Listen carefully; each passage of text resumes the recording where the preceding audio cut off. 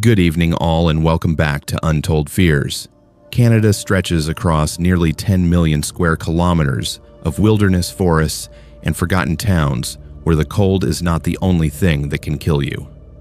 From the rugged coasts of British Columbia to the frozen prairies of Manitoba, this vast nation holds secrets that authorities would rather keep buried in case files gathering dust. Tonight, we are bringing you 10 true stories that reveal what happens when ordinary Canadians encounter the darkness that lurks in the spaces between civilization and the unknown. If you are new here, make sure to subscribe to Untold Fears for daily true horror content that will keep you up at night. Hit that notification bell so you never miss when the darkness calls. Now, let us step into the shadows of the Great White North, where the temperature drops. Help is hours away, and terror begins. I need to tell someone about what happened to my brother Marcus in October of 2018 because the RCMP closed the investigation and nobody in my family is the same anymore. We are falling apart, and the worst thing is knowing that Marcus is still out there somewhere while everyone else has moved on like he never existed. I am 34 years old now, work as a forestry technician for the Ontario Ministry of Natural Resources, and I have spent the last 6 years searching for answers that nobody else seems to care about finding. Marcus was my younger brother by 3 years, the kind of guy who could fix anything with duct tape and wire, who knew every back road and logging trail in northern Ontario like they were extensions of his own driveway. He worked as a hunting guide near Thunder Bay, taking American tourists into the bush every fall, and he loved that life more than anything. We were close in the way brothers who grow up in rural Canada are close, the kind where you do not talk every day, but you know the other person would drive 8 hours through a blizzard if you needed them. Our family had owned a cabin on Lake Nipigon for 3 generations, about 2.5 hours northwest of Thunder Bay, accessible only by a rough logging road that turned into mud soup every spring. The cabin itself was nothing fancy, just a 2-room structure with a wood stove, propane lights, and a hand pump for well water, but it was ours. Every October, Marcus and I would take a week off and head up there for what we called our annual brothers trip, just the 2 of us, fishing for lake trout and walleye, drinking beer around the fire, and pretending we were still kids who did not have mortgages and responsibilities waiting back home. That tradition had been going on for 12 years straight without missing a single season. October 2018 started like all the others. I drove up from Sault Ste. Marie, where I was living at the time, picked Marcus up at his place in Thunder Bay on October 14th, a Sunday, and we made the drive out to the cabin. The weather forecast called for cool nights and clear days, perfect fishing weather. Marcus seemed normal that first day, maybe a bit quieter than usual, but I figured he was just tired from a busy guiding season. We unpacked our gear, got the wood stove going, and headed out on the lake for a few hours before dark. The fishing was decent, nothing spectacular, and we came back as the sun was setting. That particular orange light you only get in October, when the leaves are turning, and the air smells like wood smoke and pine needles. That first night, we cooked our fish over the fire and sat outside wrapped in wool blankets, talking about nothing important. The way you do when you're comfortable with someone. Marcus mentioned he had been seeing someone, a woman named Sarah, who taught at one of the elementary schools in Thunder Bay, and he thought it might be getting serious.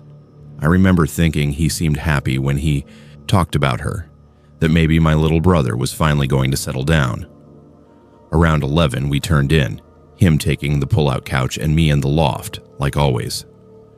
I fell asleep to the sound of the lake lapping against the rocky shore and wind moving through the jack pines. The next morning, Monday, October 15th, things started feeling off. I woke up around 7 to find Marcus already awake, standing at the window overlooking the lake with a cup of coffee just staring out at the water. When I asked if he was okay, he jumped a little, like I had startled him, then said he was fine, just could not sleep well. His eyes had this distant quality, like he was looking at something I could not see. We went out fishing again, and that is when I noticed he kept checking over his shoulder, scanning the tree line along the shore, like he expected to see something there. When I asked him about it, he brushed it off, said he thought he heard an ATV the night before and was worried about trespassers. That made sense. We had problems with people coming onto the property over the years, so I did not push it. But throughout the day, Marcus got more and more agitated. He insisted we move the truck from where we normally parked it near the cabin to a spot hidden behind a stand of spruce trees about 50 yards away. He kept saying something about not wanting people to know we were there, that we should keep a low profile. I thought maybe he had gotten into some kind of trouble, maybe owed someone money, or had a bad breakup I did not know about. But when I tried to talk to him about it, he shut down completely. That evening, instead of relaxing, he spent an hour walking the perimeter of the property, checking all the trails that led back to the logging road. He found fresh tire tracks on one of them, said they were recent, maybe from that morning. The tracks were from a full-size pickup. Nothing unusual for that area since hunters and loggers use those roads all the time, but Marcus acted like it was a threat. Tuesday morning, I woke up to find him sitting at the table with our grandfather's old topographic map spread out, tracing routes with his finger. He had marked several paths through the bush, including one that led northeast toward a series of old mine exploration sites from the 1960s. When I asked what he was doing, he said he was just looking at options for getting out if the logging road got washed out, which happened sometimes during heavy rain, but we had checked the weather, and there was no rain in the forecast. I was starting to get genuinely worried now. This was not the Marcus I knew. My brother was calm, practical, someone who dealt with problems head-on, not someone who acted paranoid and secretive. That afternoon, things got stranger. We were supposed to go fishing again, but Marcus insisted we stay at the cabin. He kept watching the trail from the front window, and around 3 in the afternoon, he grabbed my arm and pulled me back from the window, whispering that there was someone out there. I looked where he was pointing, but I could not see anything except trees and shadows. He swore he saw movement, someone in dark clothing about 100 yards out, just standing there watching the cabin. I grabbed the binoculars and scanned the tree line for 10 minutes, but there was nothing there. No movement, no vehicles, no sign anyone had been anywhere near us. I suggested maybe it was a bear or a moose, something his eyes had misinterpreted, but he got angry, said I was not taking him seriously. That evening was tense. Marcus barely ate dinner, just kept checking the windows and doors, making sure everything was locked even though we had never locked the cabin before. Around 9, he finally told me he needed to show me something.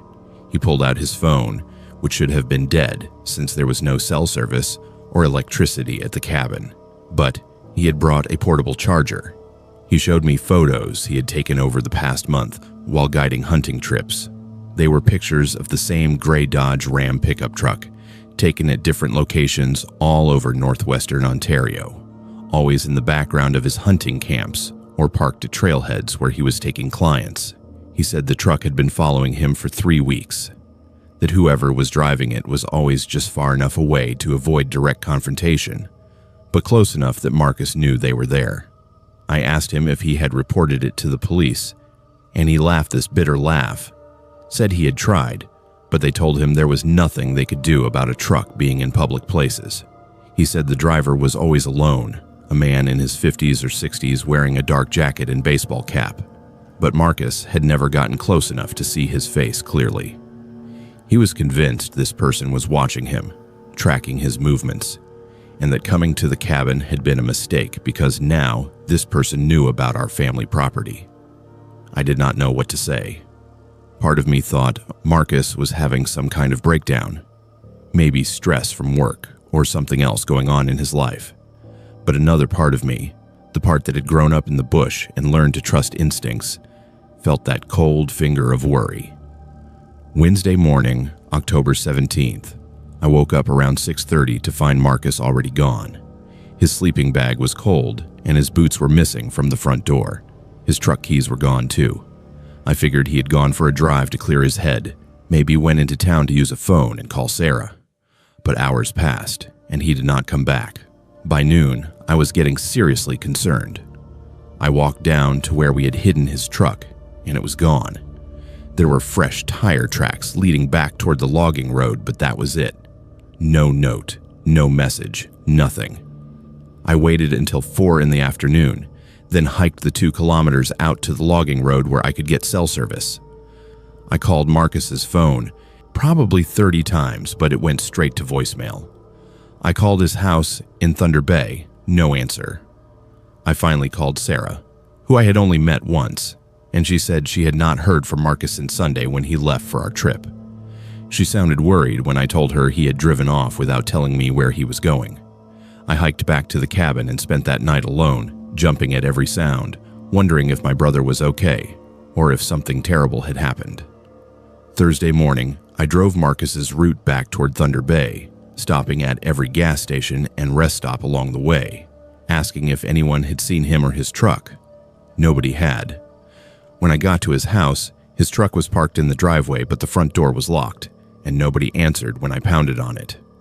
I used the spare key he had given me years ago and went inside. Everything looked normal, almost too normal. His wallet was on the kitchen counter, his phone was plugged in, charging, and his work boots were by the door. But Marcus was not there. His bed had not been slept in. There was no sign of struggle, no indication anything was wrong except my brother was missing, and his truck had somehow gotten home without him. I called the Thunder Bay police that afternoon, filed a missing persons report. The officer who took my statement was polite, but clearly did not think this was urgent. He pointed out that Marcus was an adult, his vehicle was at his home, and there were no signs of foul play. He said sometimes people need space, that Marcus would probably turn up in a few days. When I told him about the paranoia, the truck that had been following him, the strange behavior at the cabin, the officer's expression changed to something like sympathy mixed with skepticism. He suggested Marcus might have been experiencing mental health issues, that I should check with local hospitals. I spent the next week searching. I contacted every hospital within 200 kilometers, every police detachment, every hunting lodge and gas station Marcus might have stopped at.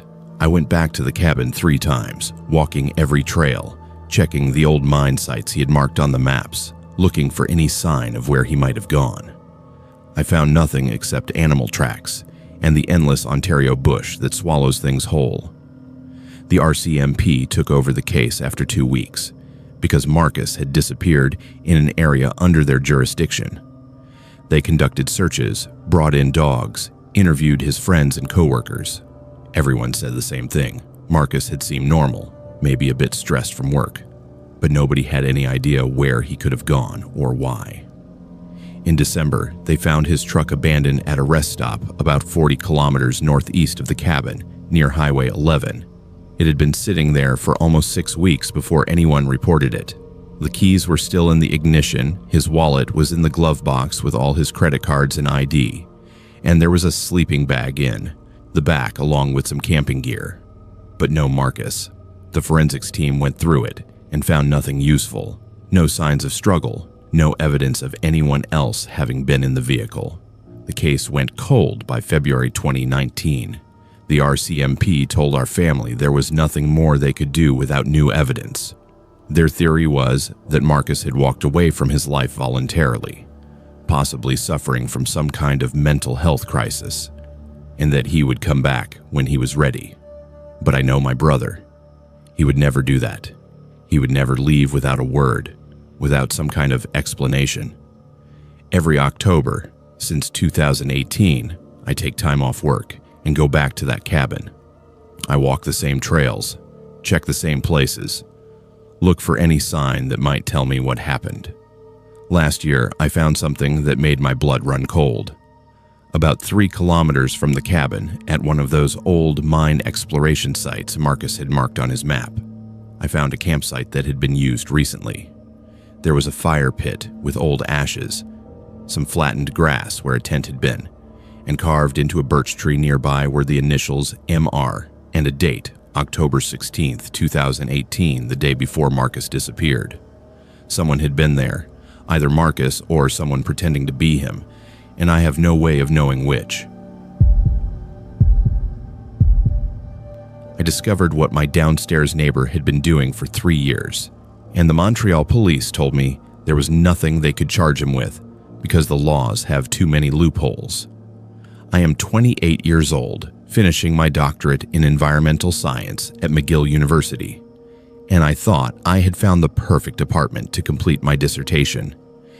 It was a tiny one-bedroom on the 3rd floor of a converted brownstone in Plateau Mont-Royal, one of those beautiful neighborhoods with tree-lined streets and cafes on every corner. The rent was affordable for Montreal, which should have been my first warning sign, and the landlord seemed eager to get someone in there quickly. I moved in during August 2019, right before the fall semester started, and for the first few months, everything seemed normal. The building was old, built sometime in the 1920s, with high ceilings, original hardwood floors, and those radiators that clanked and hissed all winter. There were 6 units total, and most of my neighbors were students or young professionals like me. I barely saw anyone except in passing in the hallway or at the mailboxes. My downstairs neighbor was a man named Owen Levesque, probably in his late 40s, who worked from home doing something with computers. I met him the second day after I moved in when he came upstairs to introduce himself and welcome me to the building. He seemed polite enough, a bit awkward maybe, with thick glasses and thinning hair, the kind of person who avoids eye contact and speaks quietly. He mentioned that the building had thin floors and asked me to be mindful of noise, especially late at night. I assured him I would be, that I was a quiet person who spent most of my time reading and writing. He smiled at that, said we would get along fine, and went back downstairs. That was the extent of our interaction for the first month. The first strange thing I noticed was the smell. Around October, maybe 6 weeks after I moved in, I started detecting this chemical odor coming through the heating vents, sharp and acrid, like burning plastic mixed with something medicinal. It would come and go, always at night, usually after 10. I assumed Owen was doing some kind of hobby work, maybe building models or something that involved glue or solvents. I mentioned it once in passing when I saw him collecting his mail, and he apologized, said he did some electronics repair as a side business and would make sure to ventilate better. The smell improved for a while, then came back stronger than before. By December, I started noticing Owen seemed to know my schedule better than I knew it myself.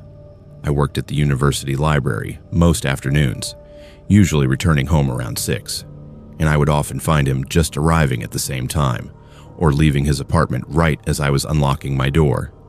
He always had a reason to start a conversation, asking about my research, mentioning things he had read about environmental science, offering recommendations for cafes or restaurants in the neighborhood. It felt friendly at first, maybe a bit much, but I chalked it up to him being lonely and working from home without much social interaction. But then he started mentioning specific details about my life that I had never told him. He knew I had a standing Tuesday meeting with my thesis advisor. He knew I ordered Thai food from the same restaurant every Friday night. He knew when my parents visited from Ottawa because he mentioned hoping they enjoyed their stay before I had even told anyone in the building they were coming. The laundry room incident started in January 2020. Our building had a shared laundry facility in the basement, coin-operated machines that worked half the time. I would put a load in, set a timer on my phone, and come back down to move things to the dryer. 3 separate times, I came back to find my clothes had been moved. And not just moved, but sorted. My underwear and bras would be separated from everything else, laid out neatly on the folding table. The first time, I thought maybe someone needed the washer and had been oddly considerate. The second time, I felt uncomfortable. The third time, I started doing laundry only during peak hours when other people were around. But even then, I would catch Owen down there, always with a small load of laundry, always seeming to time it when I was there. He never touched my clothes while I was present, but the way he watched me fold my things made my skin crawl. In March, right before COVID lockdown started, I received a friend request on Facebook from an account I did not recognize. The profile had no photo, minimal information, but we had 12 mutual friends, all people from McGill. I accepted without thinking much about it, then forgot about it. Over the next few months, as we all isolated in our apartments, I noticed this account would be the first to view my Instagram stories, would like my Facebook posts within minutes of me posting them, and occasionally comment with oddly personal observations. Once I posted about struggling to concentrate on writing, and this account commented that I should try working from the cafe on St. Laurent Street near Villeneuve, the exact cafe I had been going to all semester but had never mentioned online. That was when I started checking this person's friend list and realized they had added several people from my program, had liked photos from places I frequented, and seemed to be building a profile based on my life. I blocked the account and thought that was the end of it, but then I started noticing someone had been in my apartment. I am meticulous about certain things, habits from growing up with anxiety. I always leave my bedroom door at exactly a 45-degree angle. I stack my research papers in a specific order. I arrange my shoes with the toes pointing toward the wall. These small things kept being different when I came home. My door would be fully closed or fully open. Papers would be in the wrong order. My shoes would be turned around. At first, I thought I was losing my mind, that isolation was making me paranoid, but then I started finding concrete evidence. A coffee mug I had washed and put in the cabinet would be in the sink, still slightly warm. My bathroom window, which I always kept locked, would be unlatched. My desk chair would be adjusted to a different height. In June 2020, I had a leak from my bathroom sink and had to call the landlord to send a plumber. The plumber was this older Portuguese man who had maintained the building for decades, and while he was fixing the sink, he had to access the pipes through a panel in the wall behind my toilet. When he removed the panel, he went completely silent, then told me in broken English that I needed to call police immediately. Inside the wall cavity, hidden behind the pipes, was a small wireless camera pointed directly at my bathroom, positioned to capture the shower, toilet, and sink area. The plumber said it was connected to the building's electrical system, had been there for a long time based on the dust around it, and whoever installed it knew exactly what they were doing. I called the Montreal police that same day, showed them the camera, explained the strange occurrences. 2 officers came out, a younger woman named Officer Dubois and an older man whose name I do not remember.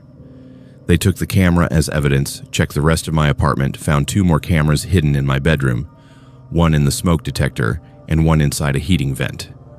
They were shocked at first, seemed ready to take this seriously, but then they explained the legal complications.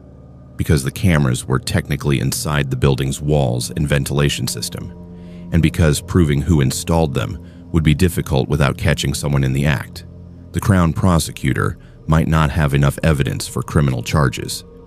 They said the best they could do was investigate and speak to the landlord and other tenants. The landlord claimed to know nothing about the cameras, said any tenant with basic electrical knowledge could have installed them. When police questioned Owen, he denied everything, said he barely knew me, that he had only spoken to me a handful of times. He suggested maybe the previous tenant had installed the cameras, that it had nothing to do with him. The police searched his apartment with his consent and found nothing, no equipment, no recordings, no evidence linking him to the cameras. Officer Dubois called me a week later to say they could not charge Owen with anything specific because they could not prove he had installed the cameras or accessed the footage. The best they could offer was to have a patrol car drive by occasionally and for me to document any further incidents. But Owen knew they had questioned him, and instead of lying low, he escalated.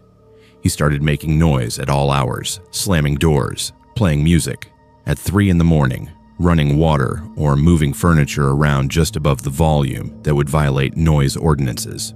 When I filed complaints with the landlord, Owen would file counter-complaints, claiming I was harassing him, that I was mentally unstable, and making false accusations. He started following me when I left the building. Not close enough to violate any laws, but always there at the bus stop, in the grocery store, sitting in the park where I went to read. He never spoke to me or approached me directly, just made sure I saw him watching. I found photos of myself online in July 2020, dozens of them, posted on various forums and image boards. Some of them clearly taken through my windows from across the street, others taken while I was out in the neighborhood. They were captioned with my full name, my university program, speculation about my personal life.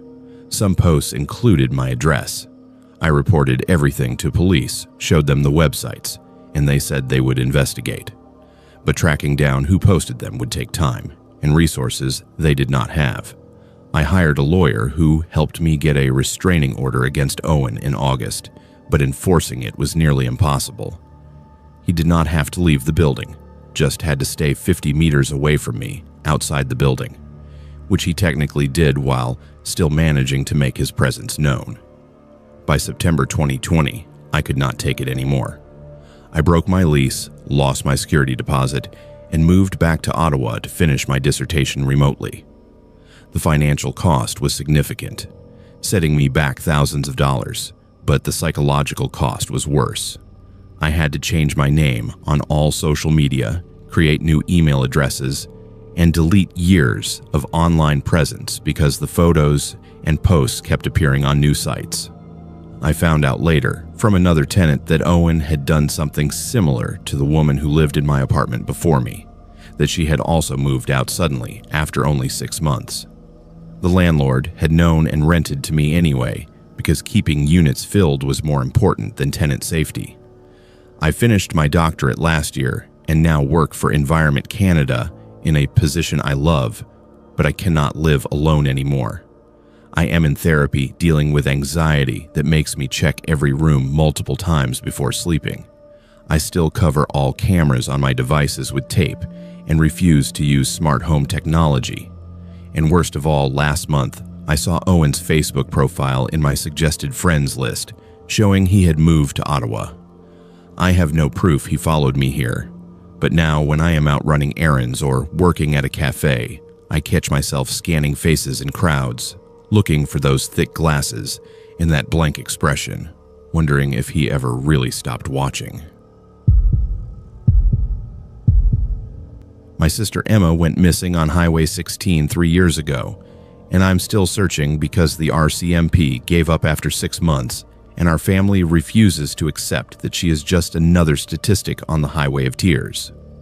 I am 32 years old now, working as a paramedic in Prince George, British Columbia, and every single day off I have is spent driving that cursed stretch of road, talking to anyone who will listen, and trying to piece together what happened on October 9th, 2021. Emma was 26 when she disappeared, working as a veterinary technician in Smithers, a small town about 350 kilometers west of Prince George. She was beautiful, smart, careful, not the kind of person who took unnecessary risks. But she also grew up in northern BC, where distances between towns are massive and hitchhiking is sometimes the only option when you do not have a car and the bus service is unreliable. Emma had gone to visit her friend Sarah in Terrace for the Thanksgiving long weekend, taking the Greyhound bus out there on Friday, October 8th.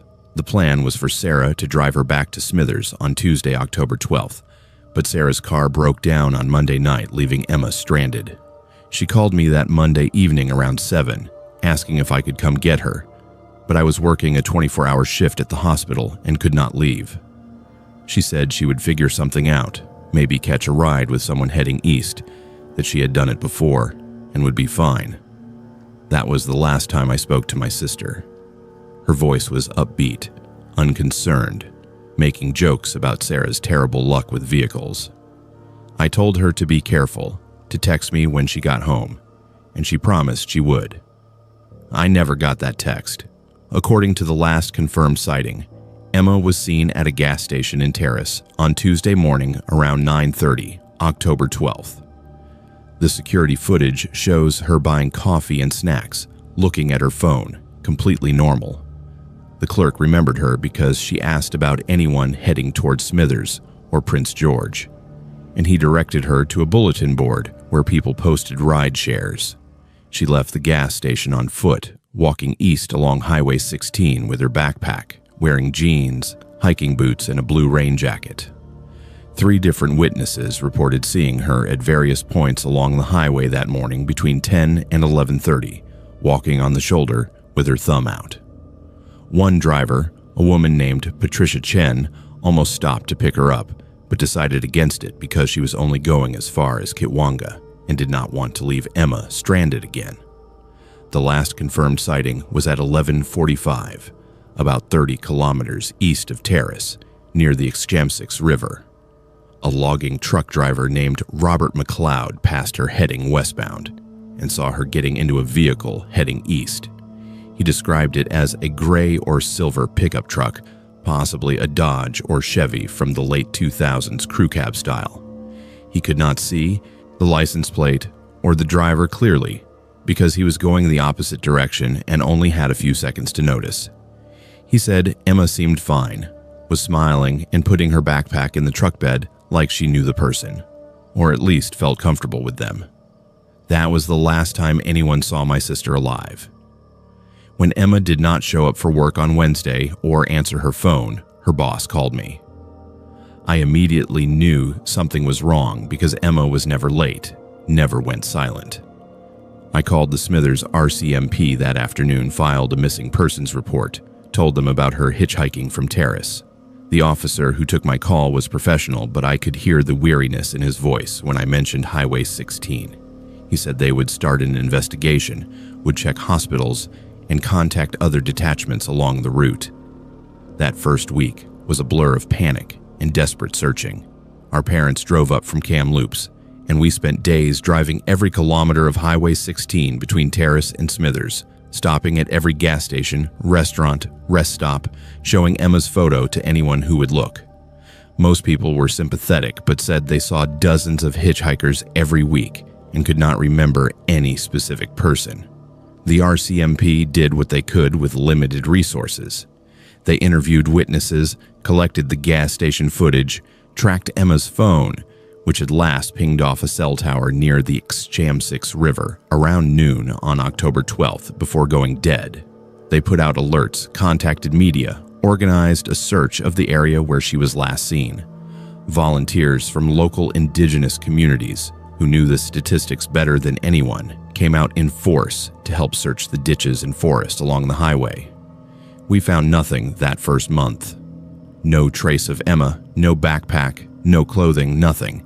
It was like she had been erased. In November, a hiker found Emma's backpack about 80 kilometers east of where she was last seen, far past Smithers, near the Maurice River.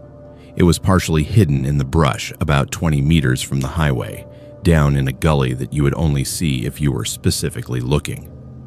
The backpack was intact, not damaged by weather or animals, but it had been opened and the contents were scattered around the area. Her wallet was there with her ID and bank cards, but no cash. Her phone was there too, completely dead.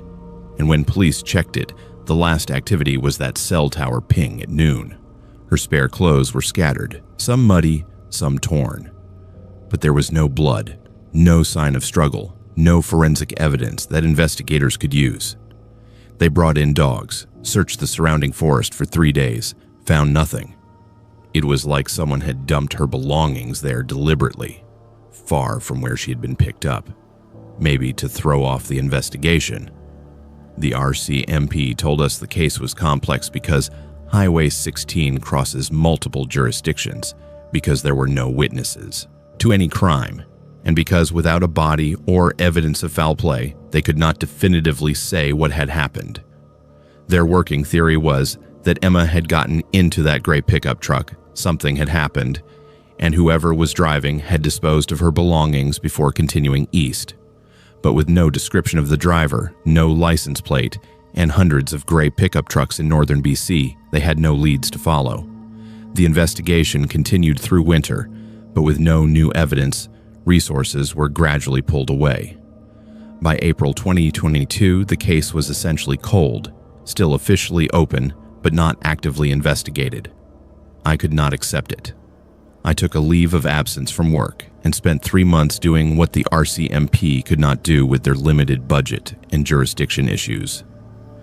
I drove Highway 16 every single day, sometimes twice a day, at different times, documenting every vehicle I saw, every person hitchhiking, every potential witness. I talked to truck drivers at rest stops, showed them Emma's photo, asked about suspicious vehicles or people. I connected with families of other missing women from Highway 16, compared notes, looked for patterns. There were so many families like mine, Indigenous families mostly, who had lost daughters, sisters, mothers to this highway over decades. We shared information, created databases, tried to do the work that should have been done by authorities with proper resources. In June 2022, I met a woman named Margaret, whose daughter had disappeared from Highway 16 in 2015. She told me about a pattern she had noticed, that several disappearances seemed to cluster around certain dates and locations, that there might be someone who traveled the highway regularly for work, someone who knew the area well enough to avoid detection.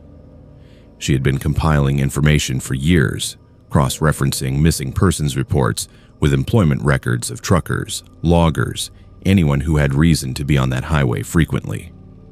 Her theory was that multiple disappearances might be connected, that there could be a predator who had been operating along Highway 16 for decades. The RCMP had dismissed her theories as conspiracy thinking, but when I looked at her evidence, the patterns were undeniable. In September 2022, almost a year after Emma disappeared, a mushroom picker found partial remains in a remote area about 15 kilometers south of Highway 16, accessible only by old logging roads. The remains were skeletal, scattered by animals, but forensic analysis confirmed they were human and female. DNA testing took months because the remains were so degraded, but in January 2023, we got the call that destroyed and relieved us at the same time. The remains were Emma's. The coroner could not determine cause of death because there was not enough left to analyze, could not say if it was homicide or accident, could not give us any answers, except that our sister was dead and had been for over a year. The discovery of Emma's remains should have reinvigorated the investigation, but it did not. The RCMP said without knowing cause of death, without any evidence connecting her remains to a specific suspect or crime, there was nothing to investigate. The location where she was found was so remote, accessed by multiple logging roads from different directions, that trying to determine how she got there was impossible. Their official conclusion was that Emma had gotten into that gray pickup truck, something tragic had happened, and without additional evidence, the case would remain unsolved. They filed it as a suspicious death with unknown circumstances and moved on. I did not move on. I could not. I spent the next year interviewing every person who had ever worked or lived near where Emma's remains were found. I talked to logging company employees, hunters, trappers, anyone who might have seen something unusual in October 2021. Most people were helpful but had nothing useful to offer. Then in March 2023, I talked to an old-timer named Frank, who had been hunting in that area for 40 years. He mentioned seeing a gray Dodge Ram pickup truck parked at one of the old logging road entrances in mid-October 2021. Remembered it because the driver had blocked the access and Frank had to wait 20 minutes for them to move. He described the driver as a white man, 50s or 60s, stocky build, wearing a work jacket. He had not thought anything of it at the time, figured it was another hunter or logger. I gave this information to RCMP, but they said it was too vague. Too much time had passed, impossible to track down without a license plate. I hired a private investigator with money our family had scraped together, and he spent 6 months trying to identify that truck and driver. He found 3 possible matches in the Prince George and Terrace area, men with gray Dodge Rams who fit the description and had access to those logging roads through their work. But without evidence linking any of them to Emma, without probable cause, police could not get warrants to search vehicles or property. The investigation hit another wall. Now 3 years later, I still drive Highway 16 every chance I get. I have a folder full of information, photos of suspicious vehicles, timelines, witness statements that police never followed up on. I have connected with 12 other families whose loved ones disappeared from this highway, and together we are building a case that law enforcement should have built decades ago. Emma's case is officially unsolved, filed away with dozens of others, but I refuse to let her become just another name on a memorial. Someone knows what happened to my sister. Someone is driving that gray pickup truck, maybe still picking up hitchhikers, maybe still hunting along Highway 16, and until I find them, I will keep searching. I rented a basement apartment in Toronto and discovered why the previous 5 tenants had left after only a few weeks. And now the landlord-tenant board says I need to give 60 days notice even though I am being terrorized in my own home. I am 29 years old, working as a graphic designer for a marketing firm downtown, and I thought finding an affordable place in Scarborough was a miracle considering Toronto's rental market. The apartment was advertised as a newly renovated basement unit in a semi-detached house, separate entrance, utilities included, and the rent was almost $800 below market rate for the area. I should have known something was wrong when the landlord, a man named Owen Kessler, offered me the place without even checking my references. He just needed first and last month rent in cash, and I could move in immediately. I was desperate after my previous roommate situation fell apart, so I ignored every red flag and signed the lease in September 2022. The house itself was older, probably built in the 70s, with aluminum siding that needed replacing, and a chain-link fence separating it from identical houses on both sides. Owen lived upstairs with what he said was his elderly mother, though I never saw or heard her in the 8 months I lived there. He was probably in his mid-50s, overweight with thinning hair and glasses, always wearing the same stained sweatpants and undershirt when he answered the door. He worked from home doing something with computers, and his van was always parked in the driveway blocking my car in, which should have been my first clue about his need to control everything around him. The basement apartment was actually nice when I first moved in. Freshly painted walls, new laminate flooring, a small kitchenette with updated appliances, and a bathroom with a stand-up shower. The bedroom was tiny but had a decent closet, and there was a small living area with a window that looked out at ground level into the backyard. Owen had installed a separate entrance through a side door with its own lock, and he made a point of telling me I had complete privacy and he would never enter without 24 hours written notice as required by law. The first week was fine, just the normal adjustment of living in a new place. I set up my workspace in the living area since I was doing hybrid work, 3 days at the office and 2 days from home. I unpacked my belongings, arranged my furniture, and started settling into a routine. Owen seemed respectful of boundaries, only contacting me once to make sure everything was working properly. But then I started noticing small things that did not add up. I am particular about how I organize my kitchen, always keeping my coffee mug on the left side of the dish rack and my plates stacked a specific way. One morning, about 10 days after moving in, my mug was on the right side and my plates were in a different order. I figured I had just been distracted and forgotten that moving stress was making me careless. Then my food started disappearing. Nothing major at first, just things like half a carton of eggs would be gone, or my bread would have fewer slices than I remembered. I thought maybe I was eating more than I realized and not keeping track properly. But then an entire container of leftover pasta vanished overnight, and I knew I had not eaten it. I sent Owen a polite text asking if he had needed to access my apartment for any maintenance, and he responded immediately saying no. He had not been downstairs since I moved in. He suggested maybe I had thrown the food away and forgotten, which seemed patronizing, but I let it go. The bathroom situation was worse. I have this specific way I arrange my toiletries, shampoo and conditioner on the left side of the shower, body wash on the right, toothbrush in the holder with the bristles facing the mirror. Multiple times I would come home from work to find everything moved around, my toothbrush facing the wrong direction, my soap on the wrong side. Once I found long gray hairs in my sink, definitely not mine since I have short brown hair. When I mentioned this to Owen, he said the previous tenant must have left them and they had just worked their way out of the drain, which made no sense, since the apartment had been deep cleaned before I moved in. The real turning point came in late October, when I was working from home on a Friday. I had a video call scheduled for 2 in the afternoon, was sitting at my desk with my laptop open, when I heard footsteps above me.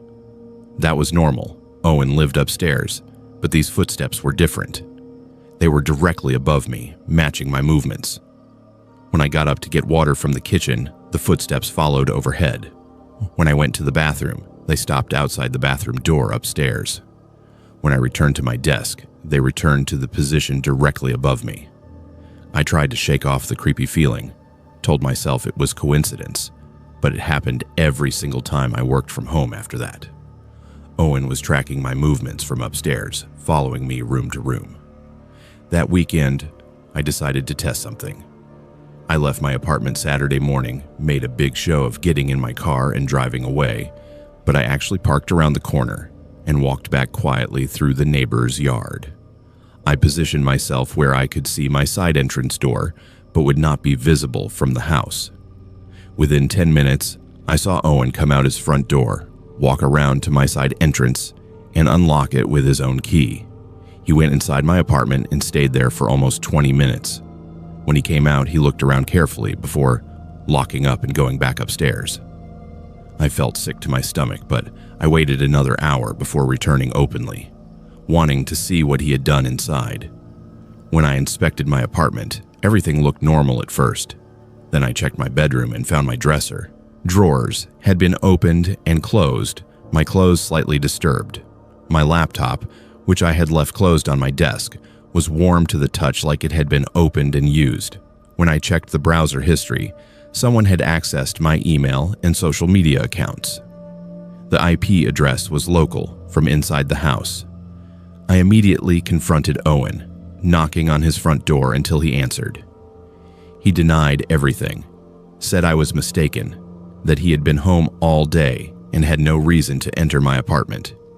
He claimed I was being paranoid, that maybe I should see a doctor if I was having memory problems. His tone was condescending but also threatening, making it clear he would not admit to anything. I called the police that same day, explained what I had witnessed. 2 officers showed up, took my statement, but said they could not do anything without proof. Seeing Owen enter my apartment was not enough because, as the landlord, he was technically allowed to enter for emergencies, and he could claim that was what happened. The fact that my laptop was warm was not proof he had used it, and accessing shared Wi-Fi did not prove he had accessed my personal accounts. The officers suggested I change my locks, which I legally could not do without the landlord's permission, and install cameras, which felt like blaming me for his behavior. They gave me a case number and left, and I heard Owen laughing upstairs after they drove away. That is when things escalated. Owen started making noise at all hours, running water at 3 in the morning, moving furniture at midnight, playing television loud enough to vibrate through the floor. When I filed a noise complaint with the city, he filed one against me, claiming I was the one disturbing him. He started leaving his garbage bins directly in front of my entrance, blocking my ability to get in and out easily. He would park his van so close to my car that I had to squeeze through sideways to get to my driver's side door. Every interaction became hostile. If I asked him to move something, he would say he would get to it eventually and then wait days. If I requested repairs, which were his legal obligation, he would either ignore me or show up at inappropriate times like 10 at night and claim those were the only hours he had available. In December, I discovered why 5 tenants before me had left. I ran into a woman at the grocery store who saw me carrying bags with my address visible and stopped me. Her name was Rachel, and she had rented my apartment for 3 weeks in June 2022. She told me Owen had done the same things to her, entering without permission, moving her belongings, following her movements from upstairs. She had found a camera hidden in the bathroom vent, which police had taken as evidence, but Owen claimed a previous tenant had installed it and he knew nothing about it. The case had gone nowhere because they could not prove Owen had placed it there. Rachel said she knew of at least 4 other tenants who had similar experiences and had all broken their leases just to escape. I hired a camera inspection company in January 2023, professionals who sweep for hidden surveillance equipment. They found 3 cameras in my apartment, 1 in the smoke detector in my bedroom, 1 inside the heating vent in the bathroom, and 1 behind the mirror in my living area. All 3 were hardwired into the building's electrical system, installed professionally, and had been there for months based on the dust patterns around them. I called police again, showed them the equipment, and they arrested Owen that same day. He was charged with voyeurism and unlawful surveillance, but his lawyer got him released on bail within 12 hours because he had no prior convictions and was not considered a flight risk. That is where the legal system completely failed me. The landlord-tenant board said even with criminal charges pending, I still needed to give 60 days notice to break my lease. And if I left before that, Owen could sue me for rent. The police said Owen could not contact me directly because of bail conditions, but he could still live upstairs because it was his property. So I was stuck living in an apartment where my landlord had been watching me for months, and where I knew every movement was being tracked, where I felt violated every second I was there. I covered every possible camera location with tape, checked my apartment daily for new surveillance equipment, and barely slept because every sound from upstairs made me panic. I gave my 60 days notice in February, but Owen challenged it, claiming I needed to give more time because of some lease clause I had not noticed. The hearing was scheduled for late April, meaning I was trapped there for even longer. I stopped using my apartment except to sleep, spent every day at coffee shops or the office, and stayed with friends on weekends.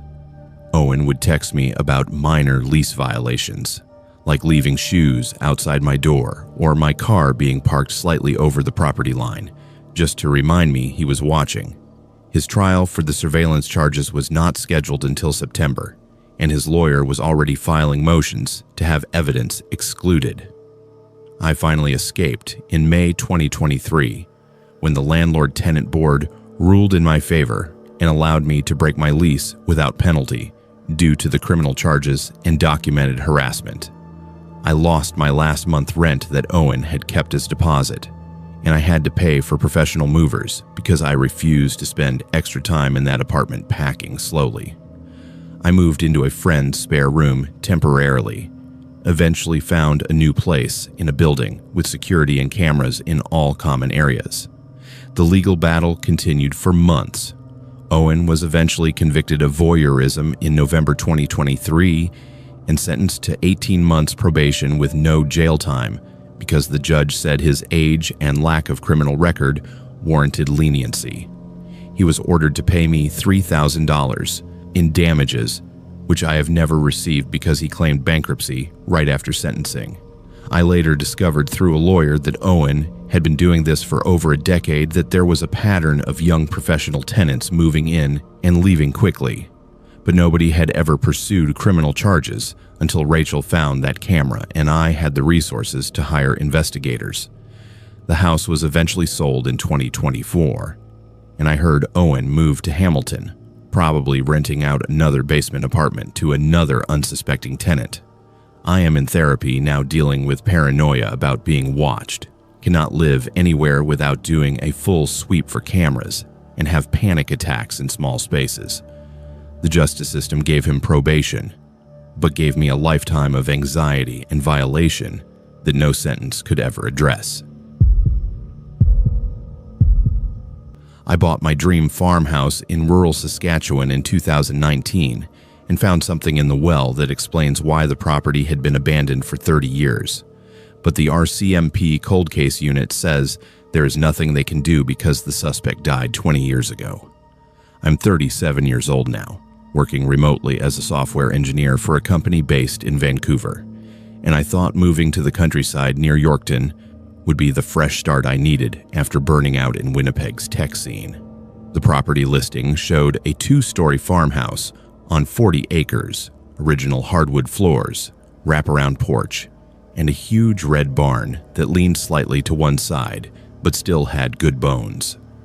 The price was absurdly low, almost 60% below market value for comparable properties, and the real estate agent kept emphasizing what a rare opportunity this was. I should have asked more questions about why it was such a bargain, but I was desperate to escape city life and convinced myself the low price was just because rural Saskatchewan was not a hot market. The house had been empty since 1987, according to property records, owned by the bank after the previous owners stopped making mortgage payments and apparently just disappeared. The agent said the family had probably moved to the United States for work, which was common in the 80s when farms were failing across the prairies. Everything about the place screamed neglect, peeling paint, overgrown yard, windows so dirty you could barely see through them, but the structure was solid. I closed on the property in May 2019 and immediately started planning renovations. My parents thought I was insane for buying a place that needed so much work, but I was excited about the project, about creating something beautiful in this forgotten corner of Saskatchewan. The first month was just cleaning and assessment. I hired a contractor from Yorkton, a guy named Dennis, who had been doing renovation work in the area for 20 years. He seemed enthusiastic at first, taking measurements, discussing plans for updating the kitchen and bathrooms, talking about restoring the original character while modernizing the systems. But about 2 weeks into the project, his attitude changed completely. He started showing up late, making excuses about other jobs, and finally told me he could not continue working on my property. When I pressed him for a reason, he got uncomfortable, said something about the house having bad history, and that he did not feel right taking my money for a project he could not finish. I thought he was being superstitious or had financial problems, so I hired a different contractor from Regina who did not know the area. The neighbors were even stranger. The closest property was about 2 kilometers down the road, an older couple named the Kowalskis who had farmed there for 50 years. I drove over to introduce myself the second week after moving in, bringing homemade cookies like my mother taught me. Mrs. Kowalski answered the door, took one look at me, and her face went pale. She asked which property I had bought, and when I told her the old Hoffman place, she made the sign of the cross and said she could not talk to me, that I should leave. Her husband came to the door, equally unfriendly, and told me they minded their own business, and I should do the same. They shut the door in my face, and I stood there holding cookies, feeling completely bewildered. I tried 2 other neighbors over the next few weeks with similar results. People either refused to talk to me or gave vague warnings about the property having a dark past. The well issues started in July when I was working on getting the water system functional. The house had been on well water, and I needed to make sure it was safe before I could live there full time. I hired a plumber from Yorkton, different guy than Dennis, who came out to inspect the well and water lines. The well was old, hand-dug probably in the early 1900s when the house was built, about 6 feet in diameter and lined with stones. The plumber said he would need to go down and check the pump and make sure the water was not contaminated. He set up his equipment, lowered himself down on a safety harness with a headlamp, and was down there for maybe 10 minutes before he started yelling for me to pull him up immediately. When he got to the surface, he was shaking, his face gray, and he told me I needed to call the police right away. He said there was something down there, something that was not supposed to be there, and he was not going back down under any circumstances. I thought maybe he had found a dead animal or something, but the way he was acting suggested it was much worse. I called the Yorkton RCMP detachment, explained the situation, and they sent 2 officers out that afternoon. They brought proper equipment, high-powered lights and cameras, and lowered them into the well first before sending anyone down. What they saw on the camera feed made them call for backup, for the forensics team, for the coroner. There were human remains at the bottom of my well, frozen and preserved in the cold water and mud, skeletal but with some tissue still intact. The forensics team spent 3 days excavating the well, carefully removing bones and clothing and anything that might be evidence. they found a complete skeleton, female based on the pelvic structure, with remnants of a floral dress and a gold wedding ring still on one finger. The depth of the well and the cold Saskatchewan winters had essentially preserved the remains better than if they had been buried in ground that froze and thawed. The RCMP forensic anthropologist estimated the remains had been there for at least 30 years based on decomposition and the clothing style. DNA testing took months because the remains were so old, but in November 2019, I got a call from Detective Morrison, who had been assigned to the case. He told me they had identified the remains as Catherine Hoffman, age 34, wife of Gerald Hoffman, who had owned my property until 1987. Catherine had been reported missing by her sister in May of that year, claiming Gerald had told family that Catherine had run off with another man, but the sister never believed it. The sister filed a missing persons report, but in 1987, with limited technology and a husband who seemed cooperative and passed a polygraph test, the case went nowhere. Gerald had continued living on the property alone for several months after Catherine disappeared, then stopped making mortgage payments and vanished himself. The bank foreclosed, and the property sat empty ever since. Detective Morrison explained that they were treating this as a suspicious death, likely homicide, but the challenges were enormous. Gerald Hoffman had died in 2003 in Alberta, liver failure from alcoholism, so he could not be questioned or charged. The physical evidence from the well was degraded, and determining cause of death was difficult because of the condition of the remains. The forensic pathologist found what might be trauma to the skull, consistent with blunt force, but could not say definitively that was the cause of death. Without Gerald alive to prosecute, without witnesses, without any evidence beyond the body in the well, the case was essentially unsolvable from a legal standpoint. But I needed to know what had happened in my house, on my property. I started researching, going through old newspaper archives, talking to anyone who would speak to me about the Hoffmans. I found a librarian in Yorkton named Helen, who remembered the case, remembered when Catherine went missing, and how Gerald had acted strange afterward. She said there had been rumors in town that Gerald was violent, that neighbors had heard arguing and sounds of fighting from the farmhouse, but nobody wanted to get involved in what they saw as a domestic issue. In the 1980s in rural Saskatchewan, people minded their own business, and abused women had few resources or protections. I found Catherine's sister, Margaret, living in Regina. She was in her 70s now, but remembered everything with painful clarity. She told me Catherine had called her 2 days before she disappeared, said she was going to leave Gerald, that she had finally had enough of his drinking and rages. Margaret had offered to come get her, but Catherine said she would handle it herself, that she was going to ask Gerald for a divorce. That was the last time Margaret spoke to her sister. When Gerald claimed Catherine had run off with some man from Saskatoon, Margaret knew it was a lie because Catherine would never have left without telling her, without taking her belongings, without saying goodbye. Margaret told me about going to the police in 1987, insisting they investigate Gerald, but they had interviewed him and found him convincing. He had cried, said he was heartbroken that Catherine left him, showed them a note supposedly from Catherine, saying she needed a fresh start. The handwriting was never analyzed, the note was never preserved as evidence, and the investigation went cold within weeks. Margaret had spent 32 years believing her sister was out there somewhere, alive, maybe with a new identity, and learning the truth destroyed her.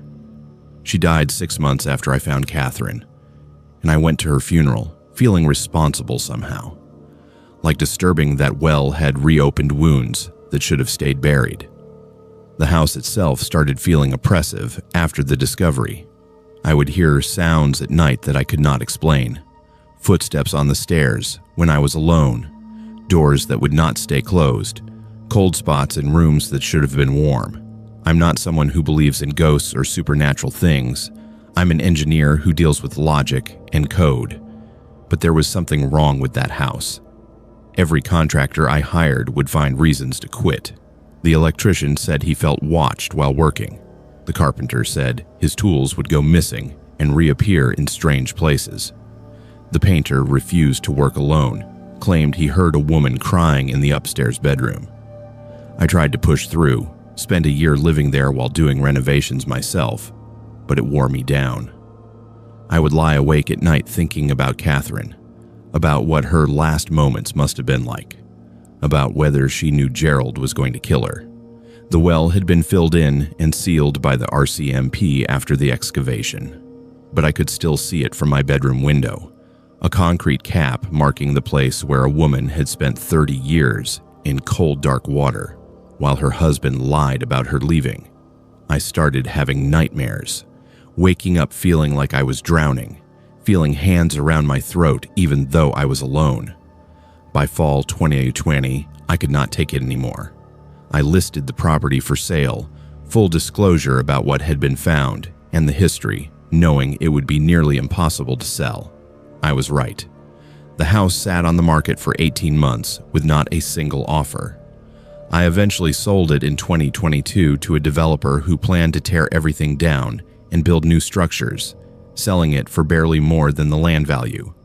I lost almost everything I had invested in renovations and mortgage payments, but I did not care. I just needed to be free of that place.